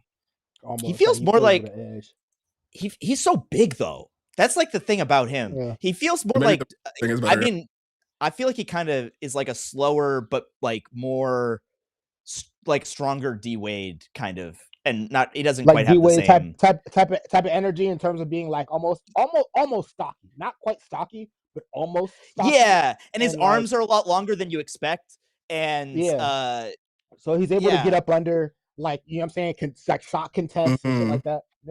Yeah. You're saying kind of like I can't even think of the hybrid, but like you, except for the long arm things, you kind of describe it Micro Smart for real. Yeah. Interesting. Yeah. I mean, I think he's better than Smart, obviously. But... Fair enough. Yeah. Yeah. Damn, I didn't know the Celtics fan that wasn't fucking with Marcus Smart, man. Y'all that shit fast. No treasure. I love Marcus Smart, but he's like honest, a smaller version of Stephon Castle. Yeah, that's fair because Marcus Smart is like 6'3" generously. Yeah, and Castle's like he feels like 6'5". I think he plays. I don't know how tall. I don't know what he's listed at, but he just feels Castle 6'6". Listed 6'6". 6'6". Yeah, he just feels so big. And that's crazy that they have Harper also 6'6" then for coming off the bench. Harper 6'6". Stephon Castle. Why is Stephon Castle listed? Does he look like he's 6'6" when y'all watch him hoop? No, I mean I thought he was 6'5" a second ago. I thought he was like 6'3", maybe. That's why I thought. I jumps it feels more impressive. Yeah, I thought he was 6'3". I ain't gonna sit here and watch it, but hey, man, whatever he's listed at, whatever they say he is, bet. He plays bigger. He plays so big. Yeah, I mean, he plays more like a wing. Like he plays more like a wing that's bringing the ball up than anything. All right, I want to know your guys's how many games you think is going to go and who's going to win. I have Spurs in 6, but I really don't know because I am remembering like I caught it on NBA TV. They were replaying like this is also a team like we've seen this matchup before. I mean theoretically, I don't know how many people actually watched the NBA Cup. I did miss it this time. There's a little more Tyler Kolek back then, but yeah. Right, like, and Wemby was playing in reduced minutes or whatever, but watching that, I mean, Mitchell Robinson ate his lunch too. I do remember that. In their best games, I saw a stat that was like in Wemby's minutes in the NBA Cup final, Mitchell Robinson out-rebounded him like 12-5 on the offensive rebounds on the offensive glass. That they're not going to win if that happens in game 1. Then I think we're honestly having a whole different conversation post game 1 call. However, that might be the last time Mitchell Robinson ever gets to do that on Victor Wembanyama. But we'll see. Honestly, like I do think that is like, but their inside. I think someone said before it is their outside shooting, but I do think it is the size, like their size, that is their signature edge, and maybe it affects it more on that offensive rebounding side because they have such talented rebounders. And then it kind of ends up being a case of like an unstoppable force means an immovable object because the Knicks win when they can be in the paint and when they can attack the rim, and Wembanyama is literally the counter to those specific things. So it ends up becoming what it really ends up becoming is that I think Wembanyama can do anything, but he can't do everything. So it'll be very okay, what are they going to pick that's lacking on that one night from whoever is maybe also not contributing on the Spurs to break that down is, I think, basically what the Knicks plan has to be. But I'll kick it off to Toye to see, give me your predictions, how many games and who. Man, I really don't want to say this out loud because, like I said, man, you know, a lot of my friends are Knicks fans and they're not going to like me saying this. And this isn't, listen, don't kick me out the group chat, please. I mean this shit wholeheartedly. I'm not saying this to disrespect y'all team. I have a Jalen Brunson t-shirt printed. I like y'all's team. I want them to win. I'm rooting for the Knicks. But he asked me for my prediction. I got to be honest. I'm not a liar. I don't sell dreams. I think the Spurs are going to win. He said, and I think they're going to win in that was in poetic 6 games. Thank you. I think the Spurs are going to win in 6. I think it's the Wemby factor. I think Wemby changes the gravity of the court, and I think the Spurs' young guards are too good of decision makers. And I think as long as Fox stays healthy, he's able to create a totally different context for those guys to play with freedom. Harper plays with freedom. Castle plays with freedom. Vassell plays with freedom when Fox is on the floor because he can dictate things. And now he's a better three-point shooter than he's been in the past. So he's able to spread the floor in a different way. He's still fast as fuck. So it's like your lead guard's fast as fuck. Your best player is big as fuck. He's the biggest motherfucker, right? Conversely, on the Knicks, your Wemby stopper has one hand, right? Let's just keep it a bean. You just had hand surgery. You have one hand. So unless they about to put him on them same steroids that Tiger Woods was on, yeah, brother, you're cooked. And then your other big guy, you got Cat. His nickname is Big Purr. Like, let's just call a spade a spade. True. Wemby is going to put belt to ass. That's just, I'm not saying Cat's going to be able to. I don't think that's automatic. Sorry, keep going. Listen, hold on. Let me land. Do I think Cat is going to be able to score because Cat's going to be playing mostly on the perimeter? Yes. Why is Cat mostly going to be on the perimeter? Because Wemby is big and scary, and Cat is big and scared. So they're going to have him on perimeter where he cannot be threatened by the very much real threat that is Wemby. Like, let's just keep it a bean. Like, let's call a spade, bro. Like, Wemby is not going to make life comfortable for Cat on the interior. Therefore, Cat's going to play on the perimeter. Offense, I can see Cat doing his thing. When he's defending, though, I pray he's not defending Wemby. That's an easy 30 and 10. It's maybe not easy, but I mean, Cat fouls out, then that's where he fouls out. Yeah, exactly. Yeah. Then that becomes it was 20 and 8 when he fouled out. Now it's 35 and 15 because Cat's gone and Robinson has one hand. Sorry, it's passionate. As much as I want the Knicks to win, I don't see the path forward for them. And God forbid people stop hitting threes, Brunson gets injured, or Anunoby isn't as comfortable as he's been. Right? I mean, Landry Shamet hasn't missed a three in a month. Right? Imagine Landry Shamet starts shooting like a normal really not missed. Being. Or is that like, because everybody keeps saying it like that, and like I have no idea whether or not I think he missed his first shot of the Eastern Conference Finals, and I don't think he missed a three after that. But I'll check. Imagine Landry Shamet starts shooting like a human being instead of somebody possessed by, I don't know, the spirit of the wizard that gave Shazam his powers. You know what I mean? Landry Shamet was 11 for 12 from 3 in the Knicks in the Cavs series. Jesus. Even 5 from the Celtics series, like those threes be coming and then they be going. So like now I'm more gun shy about what those stats say. Yeah. So even 5 for 12 changes the texture of the series. You know? Yeah.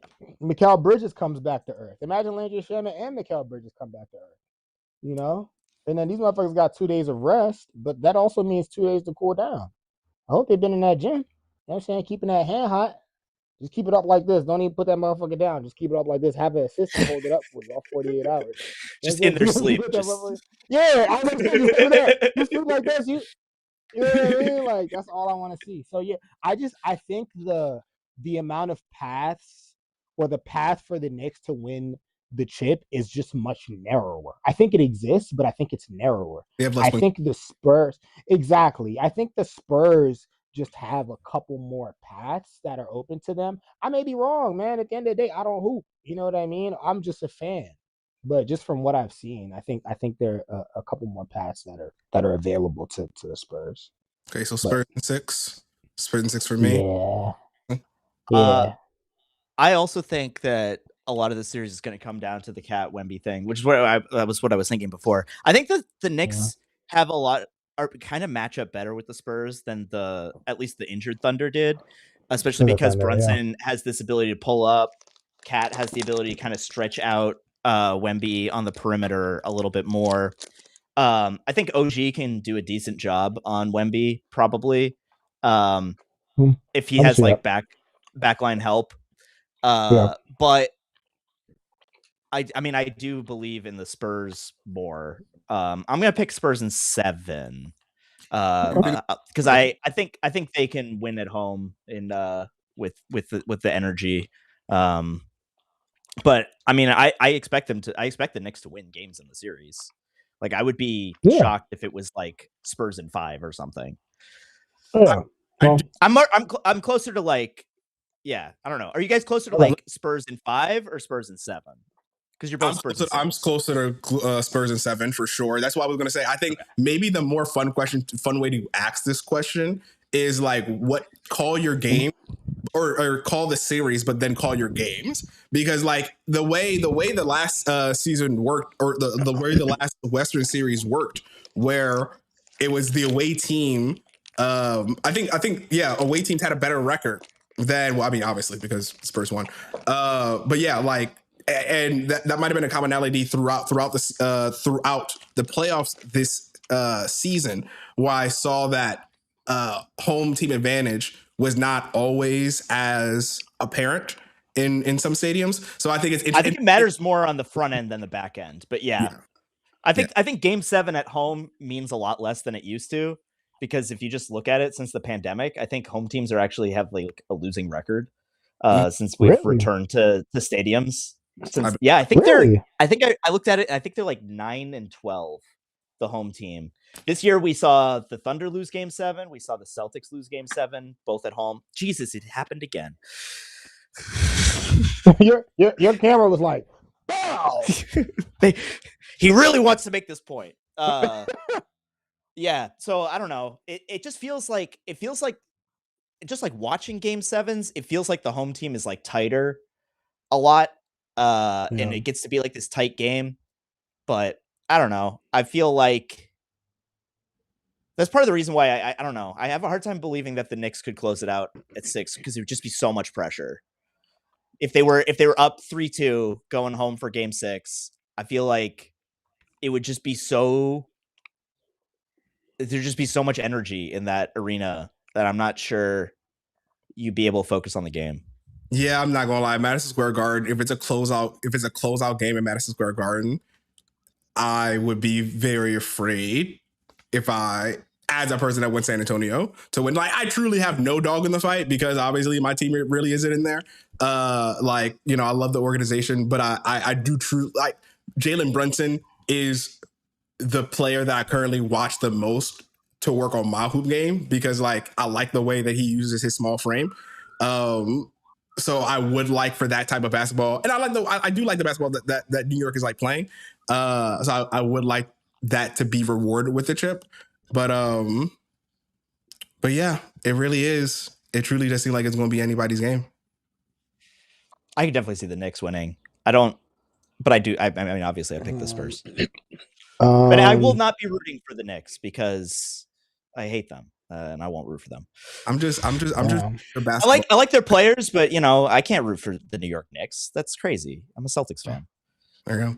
All right, I want to take a little quick pivot. We've had this great conversation for about an hour and a half, just on this particular spectacle of basketball.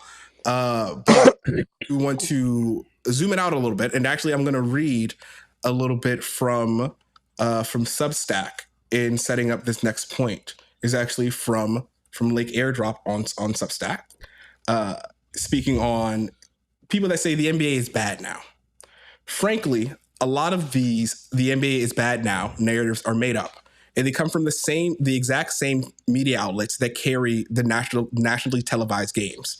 These are manufactured talking points designed to fill airtime, acting as a smokescreen for the actual structural rot suffocating the sport.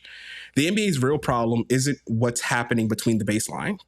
It's that the league's distribution model is fundamentally broken and is killing the league slowly. Toya. Damn, who wrote that?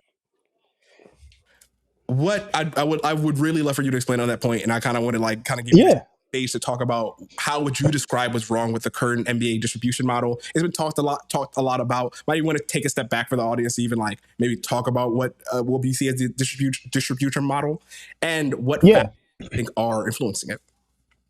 Yeah. Okay. So let's take a step back and just say it in layman's terms, right? 4 out of 5 NBA regular season games are blacked out. You either have to watch them on League Pass or you have to watch them on a local network, right? Because there's local regional exclusivity. Yeah. And my frustration with that is that right, as a casual fan, let's say you want to watch Utah State versus Cal Baptist, right? I think that was the example I used in my essay as well. NCAA men's basketball. You can tap into Hulu or ESPN and watch that game immediately. You could just go to Hulu, type in Cal Baptist, and that game would pop up and you could watch it. But if you want to watch Grizzlies Magic, you gotta live in Memphis or you gotta live in Orlando or you gotta have League Pass. Which is nationally the more important property? I think the professional league, right? Maybe you could make the argument that Duke UNC on a college level might be a bigger brand, but if we're talking about the more important basketball property, you would assume that the pro league should be more accessible. They have the resources to get the game to you, but they don't. They don't make the effort to get the game to you. So when I talk about distribution, I literally mean distributing the product, which is the games that we're supposed to be watching.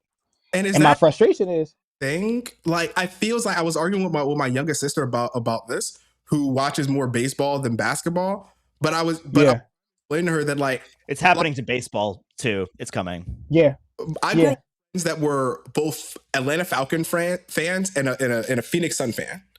We used to watch every Phoenix Sun game, either through some sort of League Pass situation or some sort of local, maybe Masson or whatever during that time, or easy to find a channel playing that game. I don't know what nostalgia's tinting my glasses, or has it really become genuinely harder to find specifically out of market games, I guess, and maybe even in market games. I feel like sometimes it's even hard to watch games I should be able to watch. Yeah, Jackson? Well, as a media analyst, no, I'm just but I am kind of familiar with the way that these the models work.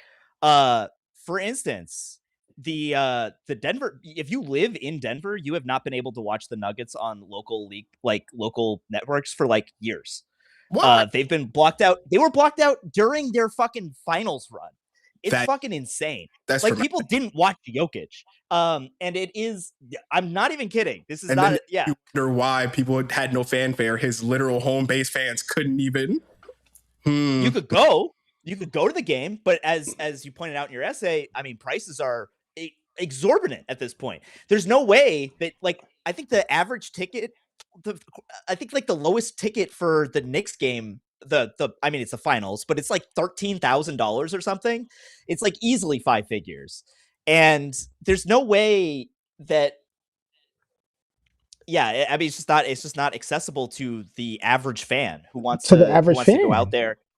And it doesn't matter if it's, like you said, the whether it's national games, whether it's the League Pass blackouts, there's all sorts of ways that they do not make it. And I mean, they're aware of this. Adam Silver doesn't care. He said that we're a highlight league. It's a highlight league. And it's to me and shit too, but everybody knows exactly what he meant when he said that yes, unfortunately, because you actually manufacture scarcity in your product, I have to wait for your shitty ass NBA highlights of the game that that totally disrupts the flow of it and makes and also therefore watch a real game. Essentially, I shudder to think what it's like if it's a kid. Where the game's so slow, they don't make as many baskets. But yeah, Tony. Well, the issue with him saying that is when he says it's a highlight league, right? A lot of how the most engaged NBA fans, especially online, which is the NBA a lot of their fans are online because it is a younger leaning demographic, and a lot of the most highly engaged fans online are consuming the league through highlights. However, that should not then mean that you absolve yourself of the responsibility to distribute this product better, right? And then and let's just keep it a beam. This is going, all right, I'm gonna concede to advertisers over the fan. Because what you could do, 100%. if you feel like 82 games is too much for you to distribute efficiently, players have already been getting injured. You don't know how to efficiently distribute 82 games. It sounds like you might need to go down to 56, right? Like, if you're having a hard time getting the games out and drumming up enough interest for all 82 games, we put not that motherfucker down. The 20-some if we're not watching, we have to. You know what I'm saying? Like, so my issue with the NBA's distribution is like, they don't even let the motherfuckers that want to watch the games, right? Like, and then going to games costs a shit ton of money. So, and even the playoffs, like, even if you want to say like the regular season sucks, like there's 82 games that they mean nothing. If you go to a bar to watch, you can't, like, half the bars will not have the Western Conference Finals because they were carried exclusively on Amazon Prime. And, like, I don't understand how that's a good model for getting everyone to see Victor Wembanyama. That's what I think. Also, it's insane to me that your premium product is still broken up between two networks, Peacock and Amazon Prime. Why do you not have an exclusive distributor for your most important product? That is broken. That is inherently broken. Like, that's so broken because, like, it's because they want to make more money, like, because they can get them to compete premium against for that. each other. Somebody literally buy that premium exclusivity though. Like, you could still make it. You could still make an extra bag off of that. I mean, what it was like a multi-billion-dollar. I will say most of the networks that like invested are not super happy with their investment. Because they paid so much money. Yeah, and I think the issue with it is like they're basically cutting up the dope because they can't sell it raw, right? So they're like, I'm gonna give you a little bit, I'm gonna give you a little bit, I'm gonna give you a little bit, I'm gonna give you a little bit, because nobody wants to pay the price they want to charge in order to, you know what I'm saying? Like, in order to give the entire product out, right? The issue with that, right? The issue, like, here's why I land with the CBA stuff. You know what I mean? I don't know if you want me to pause here or continue the thread. I really want to hear the CBA stuff. Personally, but honestly, keep going. You cooking. So here's why I land with the CBA stuff. In the CBA, both the one goal that the players and the Players Association and the owners can agree on is we want the highest pot of money to split up, right? Yeah. Now, for the players, that's, hey, the more money the league generates through media rights, the more money comes out in our 50%, right? So if we can go from 1 billion to 2 billion in media rights, that is now 1 billion that goes to the players instead of 500 million. Those max contracts keep going up, right? Follow me on this though. If fans can't watch most of your games, their entire perception of you and your reputation as a player is driven by what they can see, which is nationally televised games and playoff games, right? If everything First Take. that they see, and First Take, because that's on TV everywhere. They can see that at the bar. They can see that everywhere that they log in. And if that's what's driving the discourse, yes, you're going to get a larger chunk of the pie. You're going to get your money.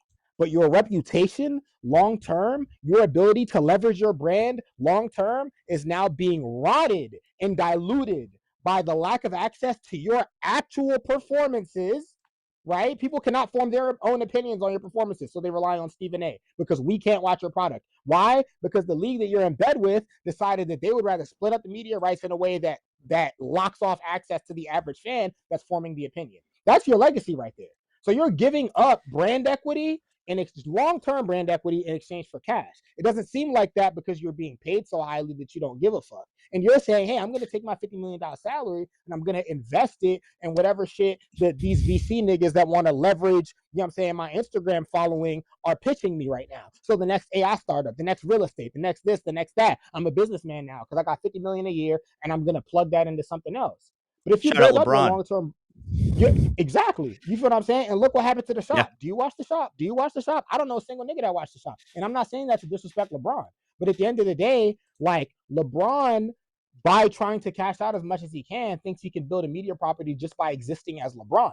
That is not how it works. You have plenty of brand equity because of what you've done on the court, but unless you can make us actually care about you and your lifestyle off the court, it doesn't fucking matter, right? But that's why every broadcast is them talking about how incredible his body is, how great his body. Yeah. They're always like, oh my god, his body, because he's probably gonna transition to some kind of like fitness guru influencer guy. Yeah, some type of like what a second order thing. You know what a second order effect of this is as well? Like due to the NBA not taking care of its own product, like the products themselves have to commodify themselves even further. That's how you get NBA podcasters, right? Like I'm okay with it. I'm okay with a person having like, I'm a person that has a real job and does a fake job on the side, right? But like I think partially the reason why that is happening now, aside from obviously like the technology has made it easier, is the existential and that players DM. Like existential crisis. They feel like they have to. They feel like they have to they feel like they have to reinterpret the games for us because we don't get to watch them. Like, and the thing is, let's just call a spade a spade. The majority of analysis that NBA players provide is incredibly shallow. That's why when you saw, oh my god, the Mind the Game pod broke the fucking internet. Yeah, it broke the internet because they drew plays on a board. I mean, no disrespect, those guys are. That's literally it. Yeah, yeah, but they're just drawing plays up. Like, at the end of the day, right, most of these guys are giving incredibly shallow analysis. Like, the first NBA player to show real personality, Jeff Teague, became a fucking superstar podcaster because he just didn't give, like, all these, like, basic bland-ass responses. But honestly, I think that's a second-order effect of the fact he just told stories, too, yeah. And frankly, if I'm communicating being, most NBA players, because they're coming up in broken families, it means their coaches and the people around them become their families, which means that their actual personal development and their personality development gets stunted at a very early age. Whereas Jeff T grew up in a working class community, but also as part of a full nuclear family with siblings and two parents, which means that he has a greater sense of self, which means when he's telling his stories, he has a confidence that he can continue to be himself without undue scrutiny and losing everything that he is. Whereas all these other guys, like their entire reputation and sense of self is tied to how they're perceived by the outside world, which is why they're so stunted in their responses. That's a whole sociological thing that I think about NBA players. And this is why he said what? That was awesome. I never thought about it. I mean, I didn't know all that stuff about Jeff T. So it's real. Like, I think even like you can take two different people who are both from working class communities and the way that they grew up and the family that they grew up in and whether or not they had a family structure, like, greatly informs their strength of sense of self and how they present that the ethos of where they come from. Absolutely. But that's a whole other, we could literally do a whole other 4-hour podcast about that shit because it really fascinates me, like the way that stuff you can really see it in Shaquille O'Neal. Yeah, you can. Have you ever? Did you see that one? Did you see that? It was something on Inside the NBA, or maybe it was a podcast. I don't know. It was a clip I saw where he was basically talking about how his stepdad locked him in a closet. Oh my god! For like a day and a half, and he was like, "And that's what taught me to be a man." And I was and like, "That's what made me me." And I said, "Yeah, man. Hey, brother." I was like, "Oh, okay. That makes a lot more sense." Yeah. Now I understand why you're putting poop in shoes, you know? Now I get it. You're not okay. Like, you're just not all right. You're not all the way there. But yeah, man, I think the way that the NBA has kind of refused to take on a real responsibility for distributing their product, I think it really matters. I think the NFL takes very seriously the idea of making sure people can see the product. And not only that they can see the product, that the way people discuss the product has everything to do with what's happening on the court. To the extent that even the like bad shit that people do off the field in the NFL, y'all ever notice that shit gets completely erased by the NFL? Like, whether it's Ray Rice, Deshaun Watson, Aaron Hernandez, like, them niggas have not let a single scandal stop the money train. They never let that shit stop it. Whereas, like, with the NBA, yes, you can say, like, the NBA's fans are typically more socially woke, but I also think the NBA as a league is more permissive about the way they allow media to talk. I think the NFL would, like, I think the NFL draws a harder line as far as narrative. Okay, yeah, we're basically saying the same thing. I was gonna say, like, within the NFL, between versus the NBA, I also think like their workforce is just more is given a shorter leash, and I think that does dovetail a little bit to like some people. I think it's like a double-edged sword in a way, right? Like them having a shorter leash means they don't get to push their own narratives as much, but also it means that the league dictates, yo, this is how we're gonna talk about the league, and this is how we're not. They hold a better. You know what I'm saying? So it's like, they hold a stronger it's like, line. which is why it's a double-edged sword, right? Right, because I think that's also where you get the that tag of the NBA being a bit more socially woke or really more socially liberal than certainly like the NFL and maybe the MLB.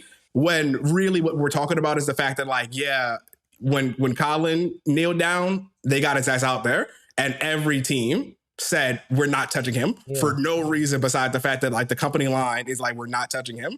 Meanwhile, like you know, civil rights in the NBA have been intertwined since the 50s. However, I will say something that struck me recently.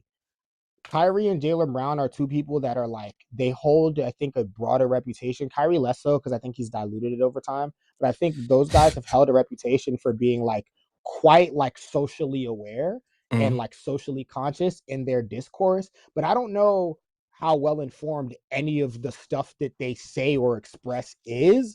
Versus, I saw a press conference recently. I know how informed it is. Yeah, if you're fairly informed. I'm trying to be nice. Whereas, like, I saw a press conference recently with I saw a press conference recently with Abdul Carter, right, the defensive end from Penn State, and he's playing for the New York Giants. About Jackson Dart. Yeah, and the way he articulated his position on that, while also being respectful of Dart as his quarterback, I thought was really, really, really well done. Like, he was very articulate and direct about disagreeing politically, right? He was direct. He didn't sugarcoat it. He didn't BS. He was like, yo, like, I don't like that. I don't agree with that guy. You know what I'm saying? I think it's a morally bankrupt, you know what I'm saying, president up there, right? Like, he said everything direct and was respectful about his teammate. And I think, like, there is a level of, like, discipline in the NFL where it's like, obviously you're not going to go against the grain of your teammate, but at the same time, I don't really ever see NBA players, as socially conscious as they are, be that direct and articulate about an issue. Like, I'll see guys ramble and talk about social issues on and on, but it typically doesn't come to anything. Versus, like, I grew a lot of respect for Abdul Carter taking a stance that felt like it was informed by a strong belief. Does that make sense? Versus, like, I'm exploring all these alternative views, but all right, cool, you ain't land on nothing. You just, you know what I mean? At this point, you just you still phase, go for it. Yeah, I was gonna say, you just think the Earth is flat. You did all that reading just to think we didn't go to the moon. Like, what did Tyler Hero say, that anything before 1950 didn't happen? You know what I mean? Like, it's the type of shit where it's like, you just started reading books yesterday, and I just feel like you should sit down with a librarian. And she should, you probably still don't read. I feel like you should sit down with a librarian and she'll walk you through Encyclopedia Britannica like she did with us when we was in 7th grade. And that'll really get you on that journey. You know what I mean? Like, sitting there listening to, you know, no disrespect to him, but Jordan Peterson, actually all disrespect to Jordan Peterson. But it's like sitting there listening to like Diary of a CEO or Scott Galloway. That shit ain't opening up the brainwaves the way you think it should. You should go. Yeah, what you need to do is go to your local library. You sit down with her for 45 minutes. I guarantee you are going to be a new man. That lady has more knowledge in those 50 years of sitting there at that desk scanning out books than you gonna get in 50 years on the internet. And no context. Right, let me spoil it for you right here. And none of them are gonna have the word high value. None of them are gonna have the word. I was going to say. Yeah, let's see. High value this. Team retention, like, being there, bro. I promise you. I was going to say, no team retention, none of that. You know what I mean? Like, I feel like that's also what makes Wemby so fascinating as like the next face of the league. Yeah, for real. For real, like, he's very thoughtful about a lot of stuff. Yeah, and you're so right. I think I mean, he seems to like, and thoughtful in like a real way. Like, you get what I'm saying? Like, thoughtful in the way he's about the process of thinking, rather than like, not just I'm smart. Yeah, like, not just you want to seem like a thinker. you know. Yeah. And the thing that I love about Wemby is like that cerebral shit. That's outside the lines. If you play with me, I'm giving you a bow. Like, because people are like, oh man, he crashed out. Why are you so different? Said, yo, no, different martial art. Yo, listen, because the thing with the elbow, right? People are like, oh, he crashed out. That's crazy. Here's the thing, right? You're 7'7", 150 soaking wet. People are going to play with you. You throw a couple balls, bow. Now they're going to think about it, right? You put the fear of God in them. Now, when they want to be physical with you, what? That was a king. Listen, that's Hakeem Olajuwon shit.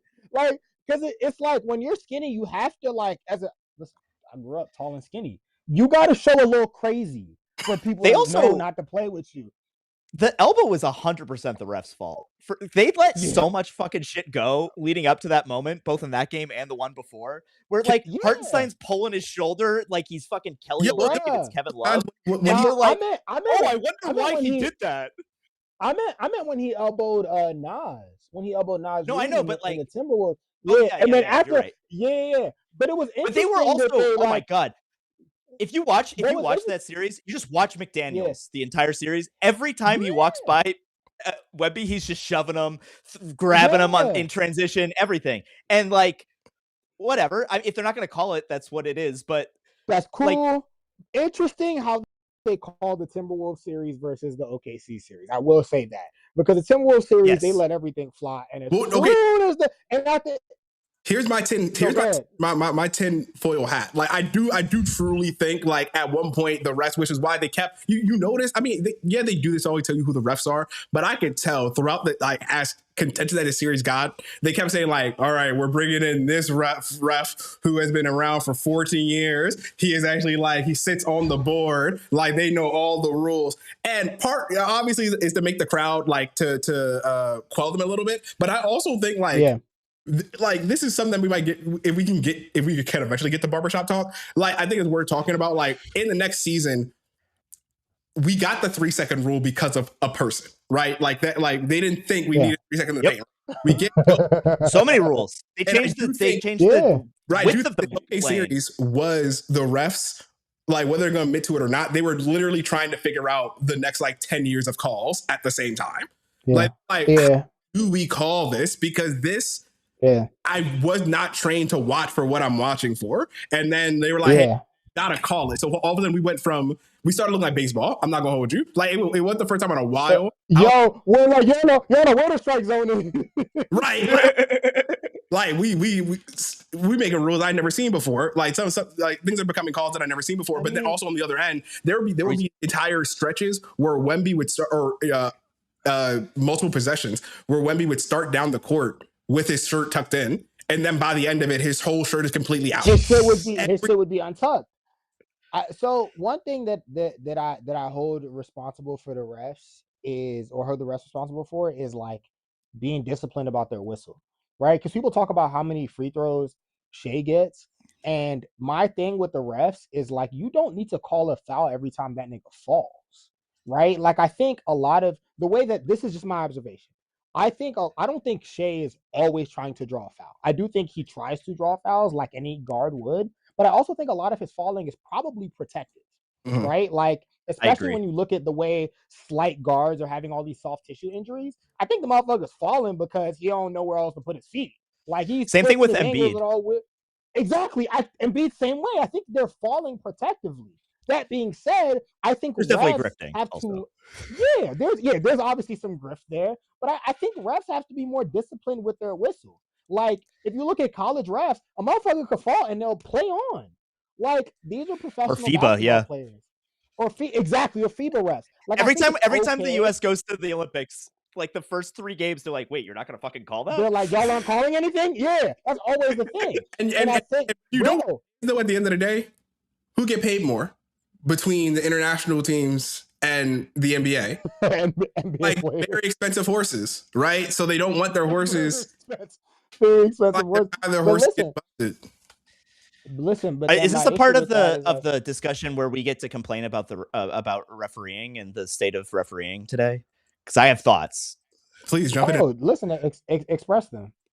I just want them to call travels and carrying again Not at Oh, all. they ain't never gather going. step. They ain't never going. They ain't never going to do The way that. that they, but like the The amount gather step of makes sense. I'm not gonna hold y'all because I hoop. Listen, But like that's the reason why I'm gonna say that. sure, sure. the gather like, I steps see make dudes- sense, but I was gonna say you'll watch a game where you see a motherfucker do like a little shuffle, stutter step on like, especially like on like fast breaks. Like the amount of times I see niggas take an extra step, and I'm like, I know this, Oh my this is the God. NBA. The ball was still spinning in his hand, and all these technicalities. My nigga, he big as shit. Like, can we call it like you're 6'9"? 2 of your steps, like, bro, if I can take 2 steps and get where I need to get, I feel like at 6'9", 6'5", whatever the fuck, lightning speed, you should probably be able to get to where you need to get to without the extra 2 steps. Why are we giving the phenomenal athletes the extra step? If anything, the civilians My should thing- have a gather step. You're And the saying NBA niggas should. My thing is not about the gather step. been It's two about the fifty fact that people are five. literally just like putting their hand under the ball and just like holding it there. And then they like change direction completely. And I don't know how the fuck you're supposed to guard that. And then they're like, oh my Listen, God, there's man. no defense anymore. And I'm like, well, do you think they the had to actually location play. of the NBA was perhaps a net negative, even though we got one hell of an entertaining player? I just Well, don't. you talking about AI? Yeah, I guess actually it really is AI that. Yeah, I mean, lots of Yeah, players wait, have pushed it a little bit. but I feel like A little bit. And now we're at a point where it's he like, perfected it. Yeah, it's gone. Yeah. Or can we get to the point where you can't just like run into somebody and it's a defensive foul? I feel like there's just like the Celtics were playing every time Giannis does a Euro step, it's like he fucking has the star from Mario Kart. He can just hit anybody however he wants. Just you talking elbows your about the fucking story face. where he Euro steps and then he throws that big ass shoulder. Like, Yeah, he does the Euro step and he just like hits someone, just goes right through them, and they're like, oh, yeah, and one. Yeah, he gives them a little shoulder. He puts it right in their chest, and then or whatever they decide to call Jaylen Brown for the push off. Get rid of the push off. I'm so sick of it. Even if it's like 25% of the Celtics offense. Get rid of the push off. I mean, like, I'm not going. I mean, like, it's out of fucking control. But then when I saw, when I saw the replays and then I compared it to what they really compared this to what I saw SJ do, I was like, yeah, my coach taught me a better way of doing the arm bar. Like, you are supposed, like, you can't just be extending. Like, you do have to. Yeah, exactly. But like the thing where they're just like, though, you can foul, but you gotta make it look. First guy I really remember and flopping is like anti-basketball to me in that particular guard, where like you should be slit. Like, basketball is a bit about trickery. I'm sort of rambling. Go on, Jackson. Oh, I was just gonna say the first guy I remember doing it was Harden, where he would just every time he wanted to get to a step back, he would just run into you and just hit you with the chicken wing as hard as he could, and then he'd step back and make the shot, and it's like, okay, I don't know what you're supposed to do about that. If he's allowed to just smack you, maybe I'm just complaining. You know what I wonder though? Like, I am complaining. Like, in addition to, could we ever? Well, actually, I'm not wondering about could we ever fix that type of defensive calls, because I just don't know how you go about it. I think you just need refs that are less wimps, but something that maybe could be fixed.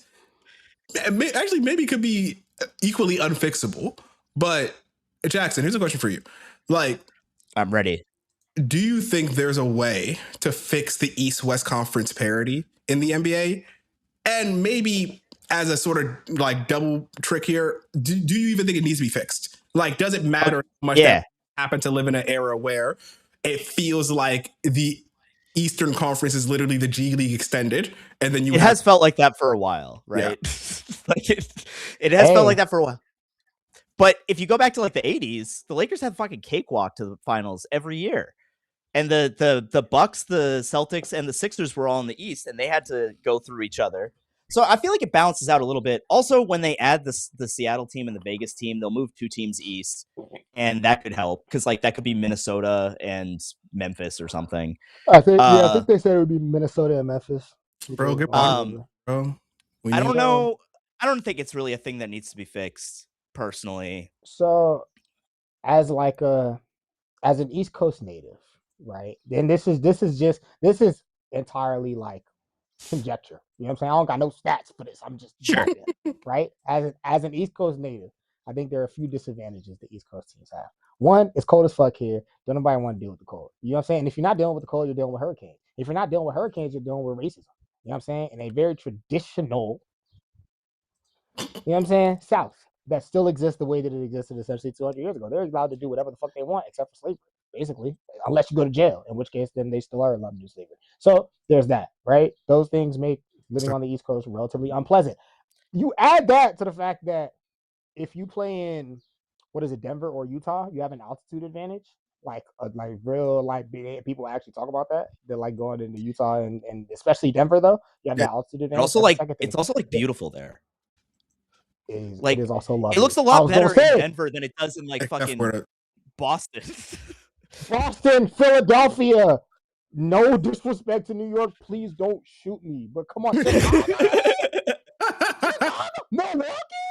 Like, come on, guys. Let's be serious. Milwaukee, Wisconsin. Yo, you know how old I was when I realized Milwaukee was the state of Wisconsin? Has beautiful lakes. You know what? What's the smoke for Chicago though? I heard the Chicago slander. That's a little crazy. It's cheaper in New York. Hey, listen, Chicago is beautiful. Have you ever been to Chicago in December? You ever been to Chicago in December? Not, but it's beautiful. Right. Even my beloved Chicagoans, and also, you know who you are. If you're watching this, I'm not attacking Chicago, please. But no. I like Chicago. Chicago's cold as fuck. Everybody knows that. Everyone knows that. That's not disrespect. Detroit, cold. I'm not gonna disrespect Detroit. Cold place though. You know what I'm saying? Like we go down the list, all the East Coast cities. There's something wrong with all of them, and that's just that, right? And then you go to the West Coast. Not only do you have the weather disadvantage and the traditional Southern city disadvantage, you also have the fact that if you live on the West Coast, you get to wake up 3 hours later relative to the East Coast. Being a sports fan on the West Coast is so much better. It's unreal. That matters. When you go, like the only thing I like about LA is when your ass wake up. Like, bro, y'all wake up at 9 a.m. It would have been 12 where you came from, but it's 9. Like, you know how fucking awesome that is? And you do that, you just do that every day. I don't know what the fuck that has to do with an advantage, but it's got to be something. That has to mean something. It has to. That's it. That's all I got. That's all I got. Like I said, it's all pure conjecture. I have no analysis behind what I just said. I just feel like I think if it gets uneven enough, I also think players will just want to be in the easier conference. Like, you know, like you would think that. Yeah, right. But like, you know, men and their ego, and then when to be like, all right, like, because we're at the end of the day, like we're always talking about the contender conversation, and then like ultimately, I think what has happened for a very long time is that like for one reason or another, like talent got over-allotted to one side, and then it became a self-fulfilling prophecy that like you might get, like literally it is almost self-fulfilling prophecy that if you're a high draft pick, you're probably ending up on an East Coast team, and then you're waiting for your contract to expire. So then after you make your name, it's also luck, right? They're in the West. Like Cooper Flag and Wembanyama went to the West, and the East got fucking Anthony Bennett and Paolo Banchero. Like no shade at Paolo, but he's not Wembanyama. Also, when we talk about the West, right? Like that was the decision. I think we're talking about like legacy teams that were spoiled by having superstars in like a Sixers, a Bulls, a Knicks, versus you're talking about teams that have had to have good front offices. Like only on the East Coast, the only team that you can kind of say that is like the Heat. Whereas on the West Coast, you have the Warriors, the Thunder, the Spurs, the Mavericks for a long time before Mark Cuban left, right? Like, is like these are teams that had front offices that always kept the teams competitive. Even the Timberwolves, even though they didn't win rings, but like they used to go to the playoffs like a good amount every year. The Jazz were really good for a long time. They had Darren Williams, they had that Utah, they had the Stockton era, then they had the Darren Williams era with Carlos Boozer and shit like that. Like they weren't like a phenomenal team, but like you had front offices who like you had Jerry Sloan there for a long time, who was like a really good coach. Like the Nuggets were good for a long time. Like they had the Melo teams. Like you have teams that like even if they weren't championship contenders, were like always really good teams, like really good regular season teams. Obviously the Suns, right? Like I mean, all of the Which you teams could that also think see of because as you like watch the regular season games. You could see they were good in the regular season. yeah, exactly. Back in the day. But all the teams that like you think of as like fun to watch regular season teams are still in the West. And I think that has a lot to do with front offices who make good decisions versus front offices who kind of are like, and this again, this Wizards. piece of it is this piece of it is conjecture. The Wizards are the exception to what I'm about to say. I think there are a lot of East Coast teams that think that their fans are going to come whether or not they're good. So, for example, the Sixers and the Knicks. 100%. Like, I think, you know what? I said 100%. Oh yeah. Like, I mean, I think the Sixers are trying to win. They just have built around a guy who gets hurt every year. Now they are. But there was a long time, like, you know what I'm saying, where I wasn't sure about the motherfuckers. The Bulls, like, there are some East Coast teams that seem to believe that whether or not they try to win, these fans are going to come. Whereas I think the West Coast teams seem to behave at least as though they need to try to build a good team in order to put butts in seats. Mm-hmm. And again, this part is conjecture. I don't know if that's true. I don't know what the actual ticket sales are. But I would think that being a legacy franchise helps you in a way, like where like the Knicks, you can't get a Knicks ticket regardless. Like, you know what I'm saying? Yeah. Like whether or not they was good, like the Knicks was mid and Knicks fans was like, yo, like remember the Knicks tape? That's like me saying remember, like, I don't even know what Wizards team. Like, you know what I mean? Like there were probably Hornets teams that were just about as good as those Knicks teams. But like yeah, like Knicks fans wax poetic about teams that were mediocre. No disrespect to the Knicks because I know they're psychopaths.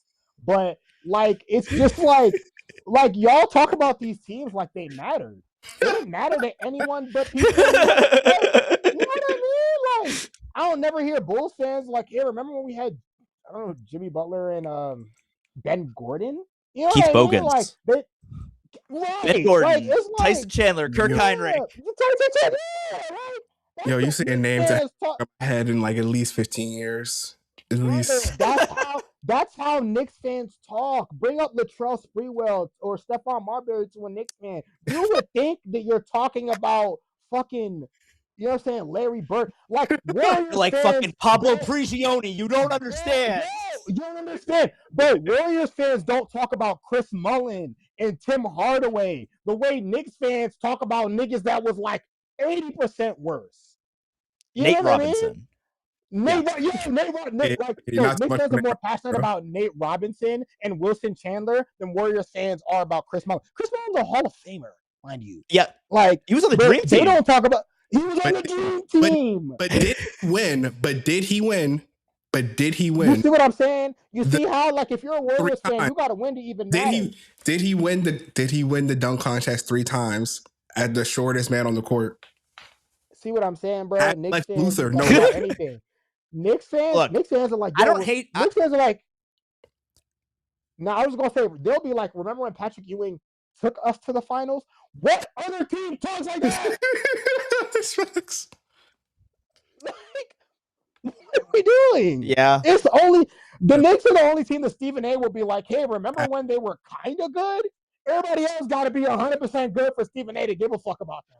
But the Knicks be all right. The Knicks, and that nigga, remember, you know what I'm saying? Remember in 2013 when the Knicks had like their only good season of the 2010s and people were so high on it that one guy voted for Carmelo MVP over LeBron. Was the only reason he didn't get the unanimous MVP was because he was on the Knicks. New York. Like, this is the type of shit I be talking about, bro. Like, it's broken people's brains. And don't get me started on Lakers fans, but that's a different conversation. No, I want to get you started on Lakers fans. No, I want to keep it on. I want to keep it on sucky teams, especially because the NBA just did something like that will impact the ways in which sucky teams can either change or break their luck. You guys hip to the new lottery system? Yeah. So let me read it off from the NBA. The NBA Board of Governors changes to the lottery system. Apparently they did that like in 2016, but under the pre-2019, they've changed the lottery all the time. Yeah, under the 2019 system, the team with the worst record would pick no lower than 4th. But under this new system, the new system will level the odds at the top of the NBA draft so that teams with the three worst regular season records will each have a 14% chance of winning the lottery. Before it was a 25% chance, or I guess the top seed had a 25% chance. The second seed had like a 20% chance, and the third seed had a 15% chance. The four worst teams had the same odds. I don't know what they were exactly. I mean, like I see. I'm not even gonna lie. I also got no stats. I just have straight like fan feelings about this, to be super honest with you. But like that's what I'm saying. I think I wrote here. I'm willing to be persuaded that this is somehow good in a way that I don't quite understand. I mostly feel bad because tanking is one thing, but you can't, like, if you are the only person tanking, then it's quite easy to tank, right? But once you are up against other bad teams, like once there are more than 4 bad teams in the league, in the conference, sorry, it's like it is hard for me to understand who is tanking and who's just bad. And I do feel like the idea of the draft specifically, because there's other ways to build your team. And like at the end of the day, I do think kind of I wish Bill was here so I could make fun of him a little bit. Like, you know, the process processed out. You know, like it was processed. They did get an MVP for what it's worth. I don't think that's worth 10 years of utterly. They weren't bad for 10 years on purpose. They were bad for 5 of those years on purpose. And look, but I also therefore think I guess, don't y'all feel like now it could now be a situation where like, let me go the other way. What is the draft for? I think maybe that's the real question, right? Is the draft to help bad teams get better, or is it to maintain a sense of randomness always between the 30 teams?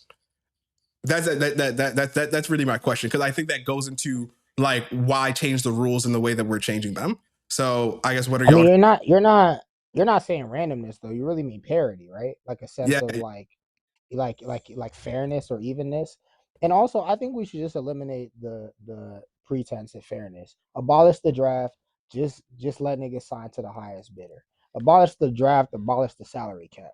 For real. That's what I mean. Like, interesting. You said, yeah. I'm gonna keep it a bean. You said what? This will get out of hand. But like, talk me through it though. It is out of hand. You know what I mean? The shitty teams are shitty. The shitty teams have been given every incentive to stop being shitty and somehow still manage to be shitty. And part of that isn't their fault. Like, part of that is like a free agent isn't going to go to the Wizards. A free agent isn't going to go to the Hornets. But if like we've acknowledged that like when the draft is taken out of it and when the salary cap is taken out of it, there is still factors that make it difficult, if not impossible, for some of the markets to compete for the services of superstar players, of difference-making players. So it means the only thing that these teams are going to be able to do to even the odds is get better through the draft.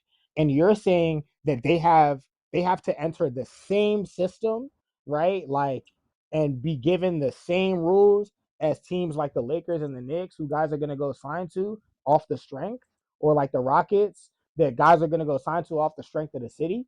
Like, why should the Wizards have to get the same draft odds as the Lakers, even if they had the same record, if the Lakers can attract free agents in a way that the Wizards can't? That's not fair. That's not parity. So why the pretense? But how does getting rid of the draft create parity that way? I don't think it should create parity. Like, I don't think the system now. I don't think the system. Right, you'd rather accelerate it towards like anarcho-capitalism. Bro, just give us the league that you're leaning towards anyway. We are in anarcho-capitalism. It's just inefficient. Like right now, all the rules do is create inefficiencies. Like, you know what I'm saying? Inefficiencies that aren't helpful for fans and aren't particularly helpful for players. If anything, the inefficiencies that are in place now only serve to help the teams be cheap, right? It serves to help the players, the owners, not spend money on players. Which is like, why the fuck would I want to do that? I don't want to give y'all an excuse to not pay players. Nah, give them some more money. If you're gonna suck, at least cash they do have the salary floor. I was going to say, but part of the salary cap. But the second apron, I haven't seen it actually like do something good. I'm not quite sure what the positive effects of it. But I think all that's happened with the salary floor is now y'all are overpaying niggas that suck. Just take the ceiling away and let take the ceiling away and let the good teams sign good players. Because right now, all that's happening is Zach LaVine getting $56 million. Do I want?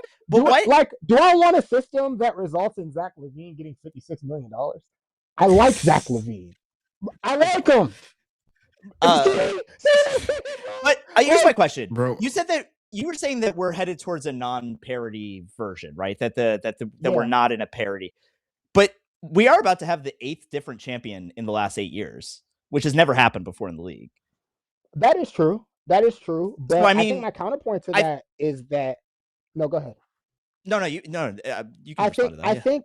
I think my counterpoint to that is that over the course of those 8 years, have we not seen the same teams competing for those championships, or the same group of teams? Like, it's been the same 6 to 8 teams. Correct me if I'm wrong. I don't think so. We got OKC. We got Spurs, who are brand new this year for at least in the last 8 years. The Celtics have been around for sure. Yeah. The Pistons were the best record this year. The Nuggets have been around. Yeah, that's true. Yeah. I guess the Lakers have technically been around, but they were really only in 2020. The Clippers have come and gone. Pacers. The Pacers maybe will come back. The Knicks are in the mix. I don't know. I think there's more parity than you do. But Dallas was in and out. Okay, let's look at the teams that haven't been competitive, right? And I'm saying part of this is my own bias as a Wizards fan. Have the Wizards been around at all? No. Have the Hornets been around at all?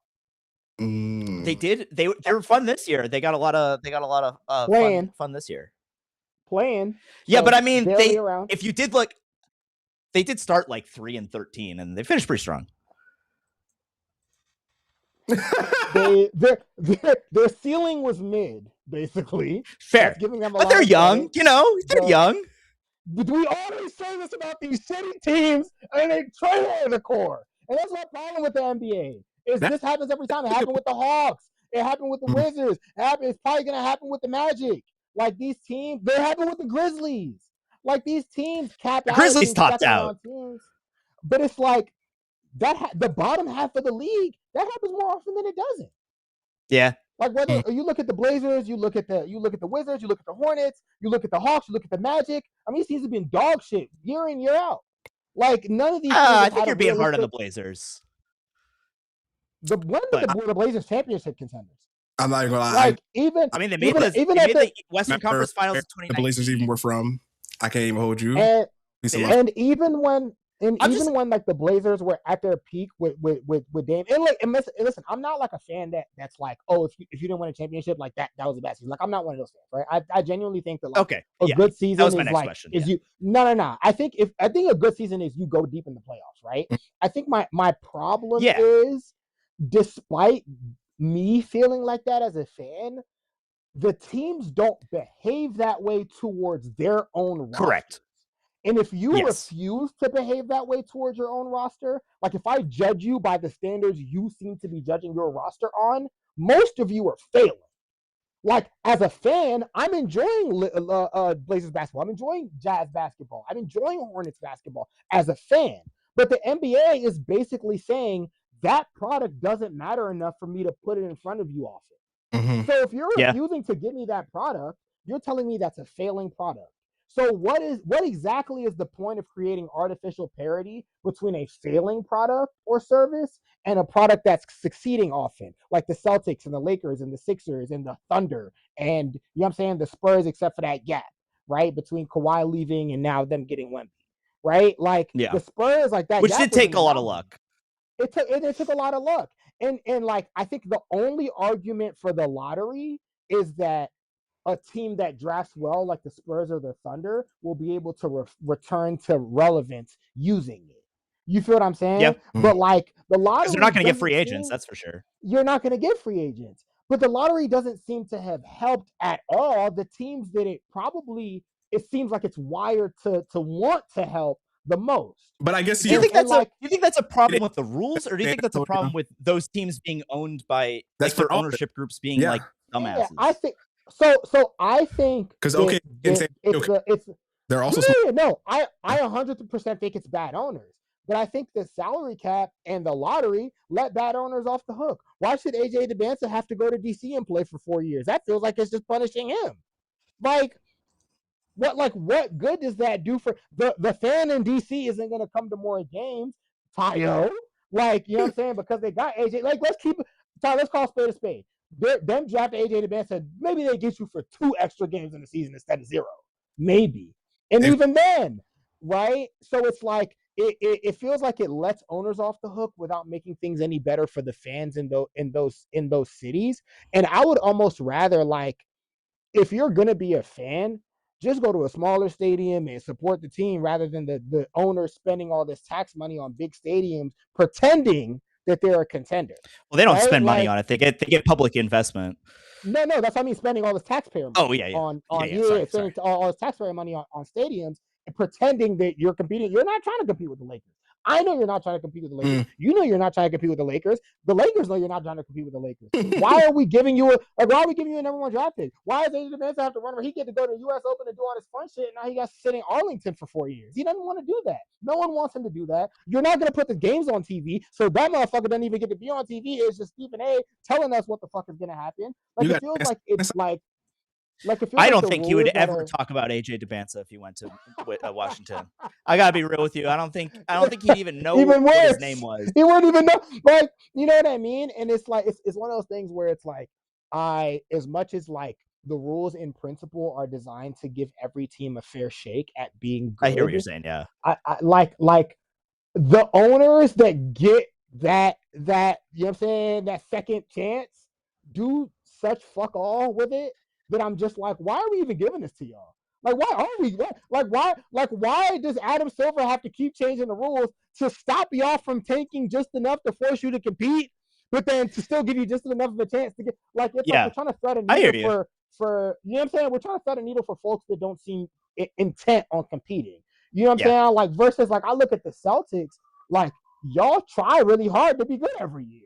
Every fucking year, y'all try to put the best product on the floor. I'm jealous of that. As a DC sports fan, I'm jealous of Boston because Boston teams, those franchises every year try really hard to give y'all a good product. Like that, and that is something that I even in years when we're like, maybe we should ball. Like that. Yeah, like maybe we should take. Yeah, like, you know what I mean? It's supposed to be a down year. Like, y'all lose Jason Tatum and still go, you know what I'm saying, damn near be a fucking top 3 seed. Y'all lose Tom Brady and you're in the Super Bowl 3 years later. That shit got my head hot. Like, bro, like, it's like y'all motherfuckers just can't lose. So it's like, and it's one of those things where you have to give the credit to the people who are doing team building, who are doing hiring, who are doing their due diligence. And some of it is luck, yes, but I think you can't discount to luck the very real endeavor that it is, like making, you know what I'm saying, a group of 50 people, like with their skill sets coalescing and all the personnel it takes to get those people performing at a high level. Like, I think that's a real, like, you know what I'm saying, operational success that certain teams have demonstrated that they can. And like, I'm not saying, like, for example, like Memphis Grizzlies, like, all right, y'all got to go kick rocks. But the Sacramento Kings, I don't want to see y'all get top 5. Like, I don't want to see y'all get top 5 picks. I'm actually trading the Memphis for Sacramento because I heard Memphis got the worst airport. Like, all the NBA players like hate flying into Memphis or something. But here's the thing: they hate the hotel. Y'all may hate the hotel. Y'all may hate the city, but the franchise itself tries really hard to make sure that a good product is put out on the floor. And when I see like a franchise, the same way I get disgusted when I see a league or commissioner do something where it's like, you're not trying, you're not doing your job. Like, I'm disgusted when I see a franchise not even fucking try. You know what I mean? Like, go out there and compete. And if we have to force money out of your pocket to do it, if we have to say, fuck it, no, you don't get a lottery pick. No, you don't. There is no salary cap. Go spend some fucking money. How about that? How about go overpay for a star a couple years in a row and really learn how to build a team? Like how the Nuggets are like, we're not going to re-sign Peyton Watson because he's going to be too expensive, even though they're owned by the fucking Walmart family. Like, it's like, no, I feel you. Actually, dang, I'm putting it like that, like, makes it stick a lot more. Like, what the hell are we talking about? Like, I'll say this though. Yeah.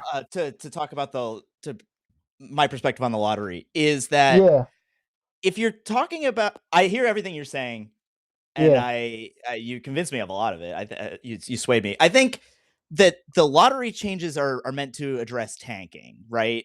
So I think that's the better question than what is the draft for, Or that's the question I'm more interested in. And I think that there are just like 800 better ways to address tanking than to fuck around with the draft. I think obviously we talked about it earlier. Obviously the season needs to be shorter. This is just like fucking obvious. Please. I don't even know. Like I did want to also never going to happen because the owners will never agree to it, and the CBA. So maybe it's pointless to talk about. But that's what has to happen. Because I assume you watch baseball, because I think I asked you about that before. Yeah, you did. I watch Mariners. There we go. Yeah, that's why I was sticking in my head. What's this conversation like in baseball?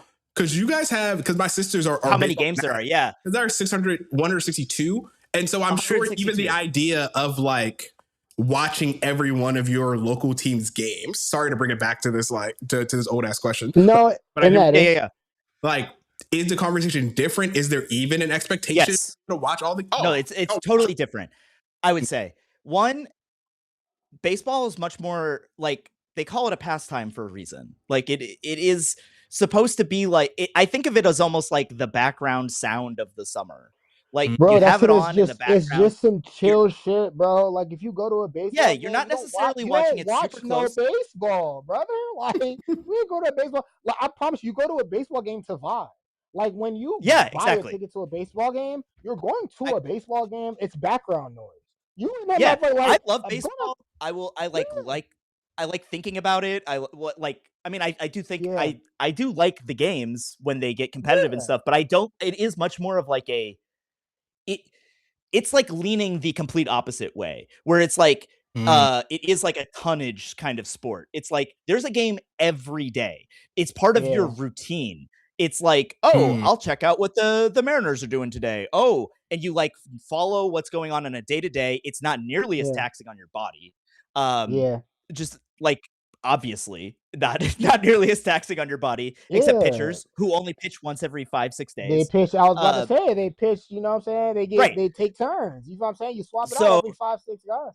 Right. So I think the NBA season needs to be shorter. It would solve a lot of these problems. One, you have less people getting injured, so there'd be more talent on the floor. People would just be better. I think it would be harder to like shut down Anthony Davis or Trae Young for the entire season just because you're not going to make it. Because also, if you have a shorter season, all of those games matter more for your final record. Nobody is tanking at the beginning of the season when they don't know what's going to happen. And if they still have a chance to make it into the play-in or whatever, they all start tanking when they realize that's not fucking going to happen. And it's way better to have less than 30 wins than between 30 and 40 or low 40s wins. Very true. So I think that's part of the problem. I think also, like also it would solve a lot of the distribution problems we were talking about earlier, where there's like this total devaluing of the regular season as a TV product, because every game would be so much. Do you guys remember that lockout season in 2012? Yeah, that shit was lit. Every game felt so much bigger. Every game felt so much bigger. That felt like such a proof of concept to me. I remember like watching like the Knicks play the Bulls and the Heat in like the regular season and being like, wow, this is so important. This is whatever. It wasn't every like game. Or like even the pandemic season, wasn't that one was shorter, right? I mean, like the NFL figured this out a long time ago, right? Like every week matters because there's only 16 or I don't know how many. I don't watch football. I was about to say, them motherfuckers they about to give you 18, so I don't know how much they got to figure it out. Yeah, right, fair enough. But it's still like 19, 18 still like less than a fourth of 82 game season, you know? It still matters. It still matters. You get more rest. You get everyone. So I feel like that would solve just so many problems if they did that. I think it would solve a lot of the tanking stuff. That's like my number one thing. I also would love to get rid of restricted free agency, because restricted free agency, it's not quite as far as saying like draft abolition, like you're talking about, because I do still like, maybe I'm just like too attached to the like platonic ideal of it would like redistribute talent, but I like the draft. I think I push for extreme solutions when I'm like, no, that's fine. No, I mean, you know what I mean? It's not like, the first person I've heard argue this. Yeah, for sure. Yeah. It's like, and I think from like a player perspective, it's like no brainer, right? Like the fact no other job makes you like have to live in a specific city when you join the industry. That's fucking crazy. Yeah. But if you want to have a league that's nationwide, you do need to have like teams in different cities, and like I get that. And the overall health of the league is the most important thing for keeping everybody the whole thing going. But restricted free agency would make the draft a lot less valuable because you said AJ DeBanza would be on the Wizards for 4 years, but you're wrong because he's going to be on them for 8 fucking years because they're going to sign him to a max extension at the end of the third season. That man said, he's actually going to be there twice as long. Yeah, no, exactly. But if you don't have the restricted free agency, all of a sudden you need to be good to have to keep that player. You can't just like the reason nobody switches teams to restricted free agency anymore because you can just match it. And nobody's going to like do that. The last time I remember someone changing teams was like the Rockets tried to poison pill Omer Asik or something. Like that's the level of player you're talking about moving teams. And it's because they're all afraid that Shaq is going to leave, like the equivalent of Shaq leaving Orlando for LA. I get it. But like, if you want to make the draft less important, if you want to make people tank less, maybe just make it so that you don't get to automatically have a dude for his career up until he's like 28. No, yeah, I really like this. Yeah. Like there needs to be a prioritization on mechanisms that require, we always gonna get a little bit into power dynamics and socialism here on these broadcasts, but it's like there needs to be something that does hold the owners a bit more account to their staff, to their labor staff, in this case being the athletes, right? Ideally, it would be Adam Silver, right? But he's not going to do it. And the reason he's not going to do it is because, not even to be fair, I guess, but like to be nuanced, it's like Adam Silver is they're his boss, right? There, yeah, like he's like a cartel manager, right? Like technically, it's 30 other business owners who own cartel managers dollars on their product, and like they're gonna cut it up as Toye said the way that they see fit. Man, this has been a good conversation. Thank you guys so much for chatting it up with me. I've been had a blast. This has been great. This is a lot of fun. And like to really talk like hoops, just with like not through not on a vertical screen. I had to fight like because we are in a lot of videos. But we are all vertical currently because of the way you cut up the screen. God damn it, Jackson. All right, they weren't gonna notice. I won't close out this barber or color commentary with this barbershop talk. Very quick rapid fire. Let's start with series leaders. Like most point leader, assist leader, rebound leader. Not like these things ever matter. They're just cool things to think about while the game is going on. I think Brunson's gonna have the most points. Really? Okay. Yeah, I mean, Wemby scores sometimes, but sometimes he scores just like 20 and is like awesome defensively, and that's where he makes a lot of his impact. So I feel like Brunson is the highest scoring guy in the regular season. I think he's scored more in the playoffs. He feels like the safest bet there. Unless like Cat starts draining 8 threes a game. I'm actually going to go even more dark horse because I'm not putting this one on Kyle Shee. Mikal Bridges. I think Bridges is gonna have to get like for some reason. If the Knicks win, Mikal Bridges is gonna be. I could see that, especially if he's getting guarded by like Fox or like the weaker defender. And he's just been hitting like the fucking pull up mid rangers and getting in transition. I could see that. I'm gonna go even darker horse. Landry Shamet. No, I'm just kidding. He's still never gonna miss a 3. I'm gonna say, and not just that, he's gonna go 12 for 12 every game. No, I agree with Jackson. I think it'll probably be Brunson. I think for the Knicks to be in it, he has to score a lot. Their offense is designed for him to score a lot. I think for the Spurs, it's like Jackson said. I mean, sometimes Wemby just don't get buckets like that. He might give you 40. He might give you 14. You know what I mean? But he might give you 14 with 24 rebounds and 9 blocks. You know what I mean? Like you're still gonna feel his presence, right? It's just you know what I'm saying? I think his impact. It's like one of those charts. Like it spikes in different directions.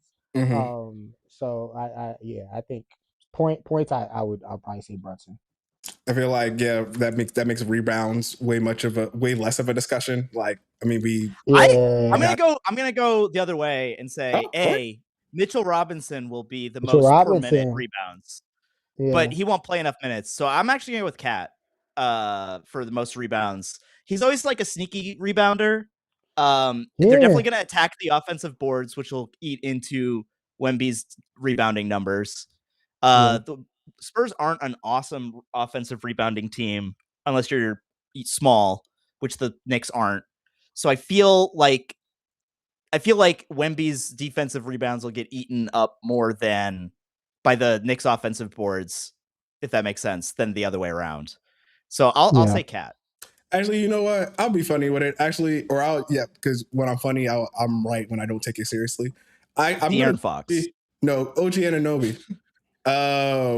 That's interesting because I predict Wemby taking a lot of threes and causing long rebounds. That his length will enable him to win out in those 50-50 balls, and because they'll be so focused on Towns and Robinson, maybe that just leaves him up like in that 3-4 spot to come, especially on the offensive end. I can see that happening. Like I wouldn't tell a priest about it, but it's possible. I haven't heard that phrase before. Yeah, that's interesting. I mean, listen, if you're gonna go that direction, you might as well go all the way. Might as well give it to Josh Hart. You know what I mean? Like, if we gonna go undersized, right? Like somebody who's gonna have a lot of opportunities because everybody else is getting boxed out. We might as well go Josh Hart. Me personally, though, I'm gonna go obvious. You know what I mean? Is my thing though, but yeah. Yeah, no, I mean Anunoby is definitely a good pick. He really went dark horse. But yeah, I mean I'm gonna go obvious. I'm gonna say Wemby. Like, I mean, one of us is 7'7". Has he ever been in a playoff series where he didn't lead in rebounding? I'm looking it up right now. Yeah, I kind of gotta know because bro, he led last series.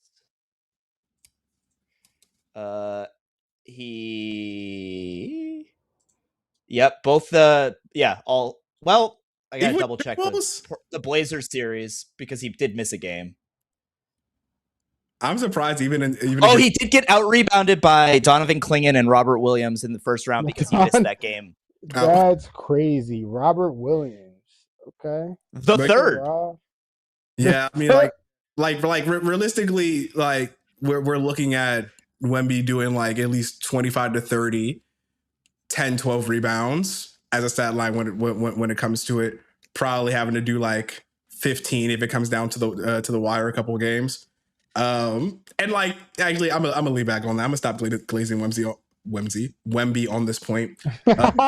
Wemby is crazy. You done already gave him a nickname and all that. That's crazy. The reason why I didn't think about Jalen Brunson for points leader was because I actually was thinking about him for assist, but I actually have tied with, I think Castle is going to actually show I'm gonna use the anime reference. You know, he's gonna learn another trait of its one for all. Like, and I think he's like, I don't have the stats in front of me. Like, I don't know how good of a of a passer he is already. I know he's already competent, but I don't know if he's more drive and kick versus facilitator. He had 53 assists in the Thunder Spirit series, which was second behind Shea's 62. Okay, yeah. He also did have 32 turnovers, but including 20 through the first two games, which was an NBA record for the first 3 games of any series, I believe. So even though he only had 1 turnover in the third game, he's still set the record. Oh well, yeah. So they won. So who cares? I think being his I know it's about to be Haram who I'm bringing up here, but I feel like he's about to be in his Derek Fisher bag, and just like it's gonna feel like obviously when he gets the rebound back down. Yo, Haram is crazy. It's getting late. I only have but so many. I'm not even gonna hold you. That was very Anne Hathaway. Inshallah.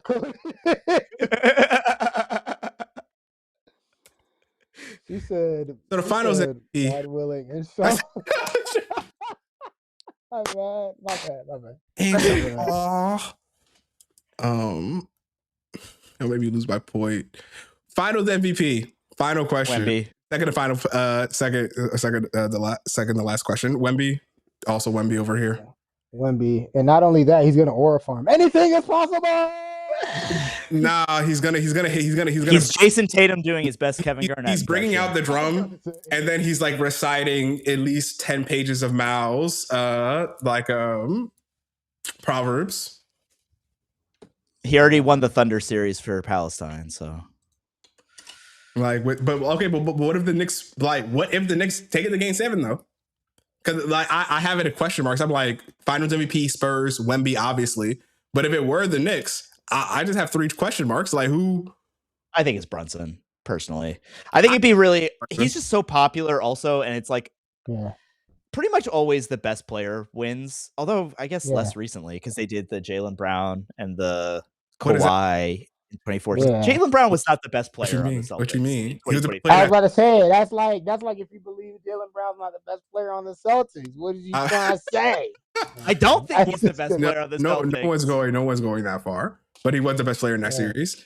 No, I mean, he was the best player in the finals. I thought Tatum should have won the conference finals MVP, but we don't have to talk about this. If my Mikal Bridges fan fiction works out, then remember, I think that'll be the craziest cult shot of all time. Right? Because remember, we said the only thing that could make like this trip worth it for Mikal Bridges in a way that like isn't just what you have to do is if we've come full circle. Win the final and win finals MVP. At that point, somebody will be like, you know what? Maybe Shaq's gonna come on. He'll sell 3 jerseys. I'm familiar with your game. Listen, your ceiling, even if that happens, as Mikal Bridges, is just Andre Iguodala, which isn't a bad ceiling. True. But why does it feel like it's a joke though?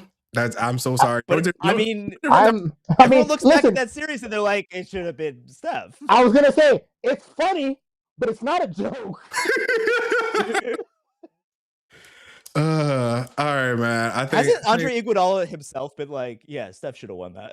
Yeah, I don't even know if Andre Iguodala himself believes he was the Finals MVP. He'll run with it, but I don't think he's straight Macklemore. I mean, yeah, he took the trophy, but you said very Macklemore. Very Macklemore. Compare Andre Iguodala to Macklemore? No, I compare Andre Iguodala getting the MVP, the Finals MVP over Steph Curry, to Macklemore doing a similar thing. Last words on the subject before, literally 22 hours before Game 1. We might be back post game for the post game after Game 1. I mean, I really enjoyed doing this. If you guys want to do it again with me, Lily, you might be able to have Bill on here. Yeah, maybe. I gotta check my schedule, but yeah, probably. I'd love to. Otherwise, thank you guys in the chat that's been rocking with us for like a whole 3 hours. We did ignore you the entire time. Wemby is the vanguard of the revolution. Wemby is the vanguard of the revolution. Wemby is the vanguard party. Yeah. He's the very tall Titan vanguard party. For everybody else, we're gonna kick it over to Spurs. The outro screen. Go Spurs, but also go just the city of New York, never the Knicks. I do hope okay, one last thing. If the Spurs were to win though, right?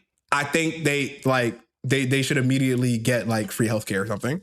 Like that should be enough political will to like off the strength. You mean the Knicks? If the Knicks win, right? Like okay. The entirety of New York should be able to now be able to what's that word? Run for free healthcare and free transportation. And what else? What else does Mondani supposed to do? Mondani want. So you know what's interesting about you? It's great. Free childcare. Yeah. Listen, and what's interesting about you saying that is, despite them making the finals, New York citizens can't even watch the Knicks play in person. You talking about some free healthcare? Let's start with the small stuff, right? Like, let's start with like capitalism is putting belt to ass. Let's start with getting rid of the surveillance state that is MSG. That's what I would. I was about to say. Let's start with getting rid of James Dolan. Bro, these niggas can't even watch the World Cup. Bring back Charles Oakley. The World Cup, mind you, the World Cup that's being hosted in their city. They can't even watch it in person. You think they're going to give these people free healthcare? Capitalism is putting belt to ass, brother. We are so far behind the 8 ball. again, that is a different discussion. I'm so glad we can end on a happy note. I'm sorry. I couldn't help it. I couldn't help myself. All right, you two have a great evening as well as a chat. Go As Spurs, fuck always, the NYPD. be fine, except in sports. Then you just gotta be better. Sure. Peace. But